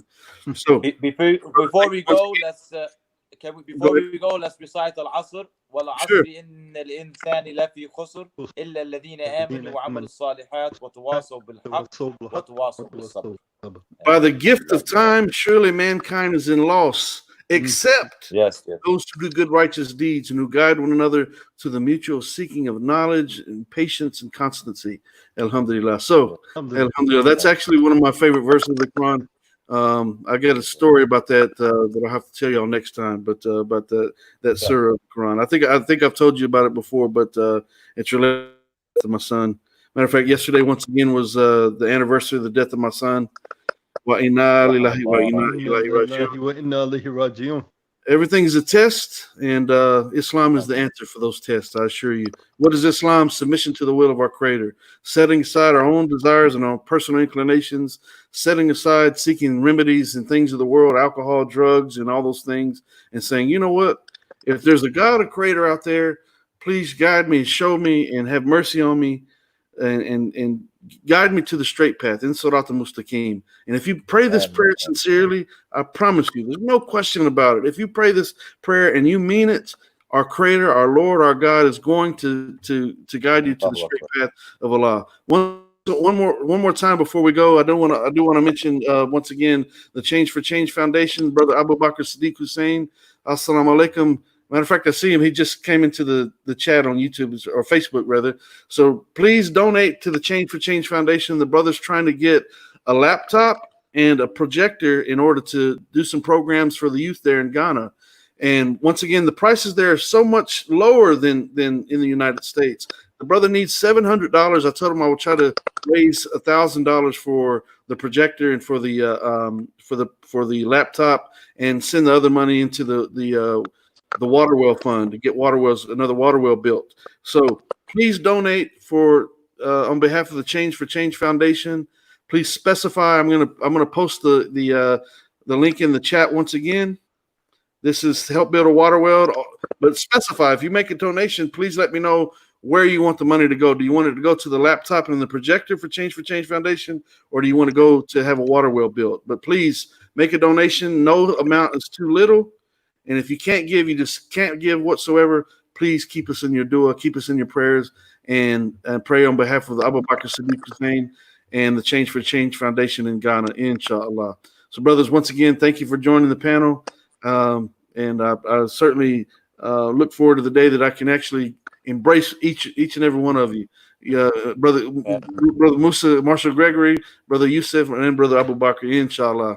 I look forward to that day, inshallah. If it's not in this dunya, in this life, certainly on the day of judgment. Ameen, Allahumma ameen. Alhamdulillah. So I leave everyone by saying, Assalamu alaikum, rahmatullahi wa barakatuh. This is Consider This TV, where truth is made clear from falsehood. Alhamdulillah. Alaikum assalam wa rahmatullahi wa barakatuh. Jazakallah khair. Alhamdulillah. Well, yeah.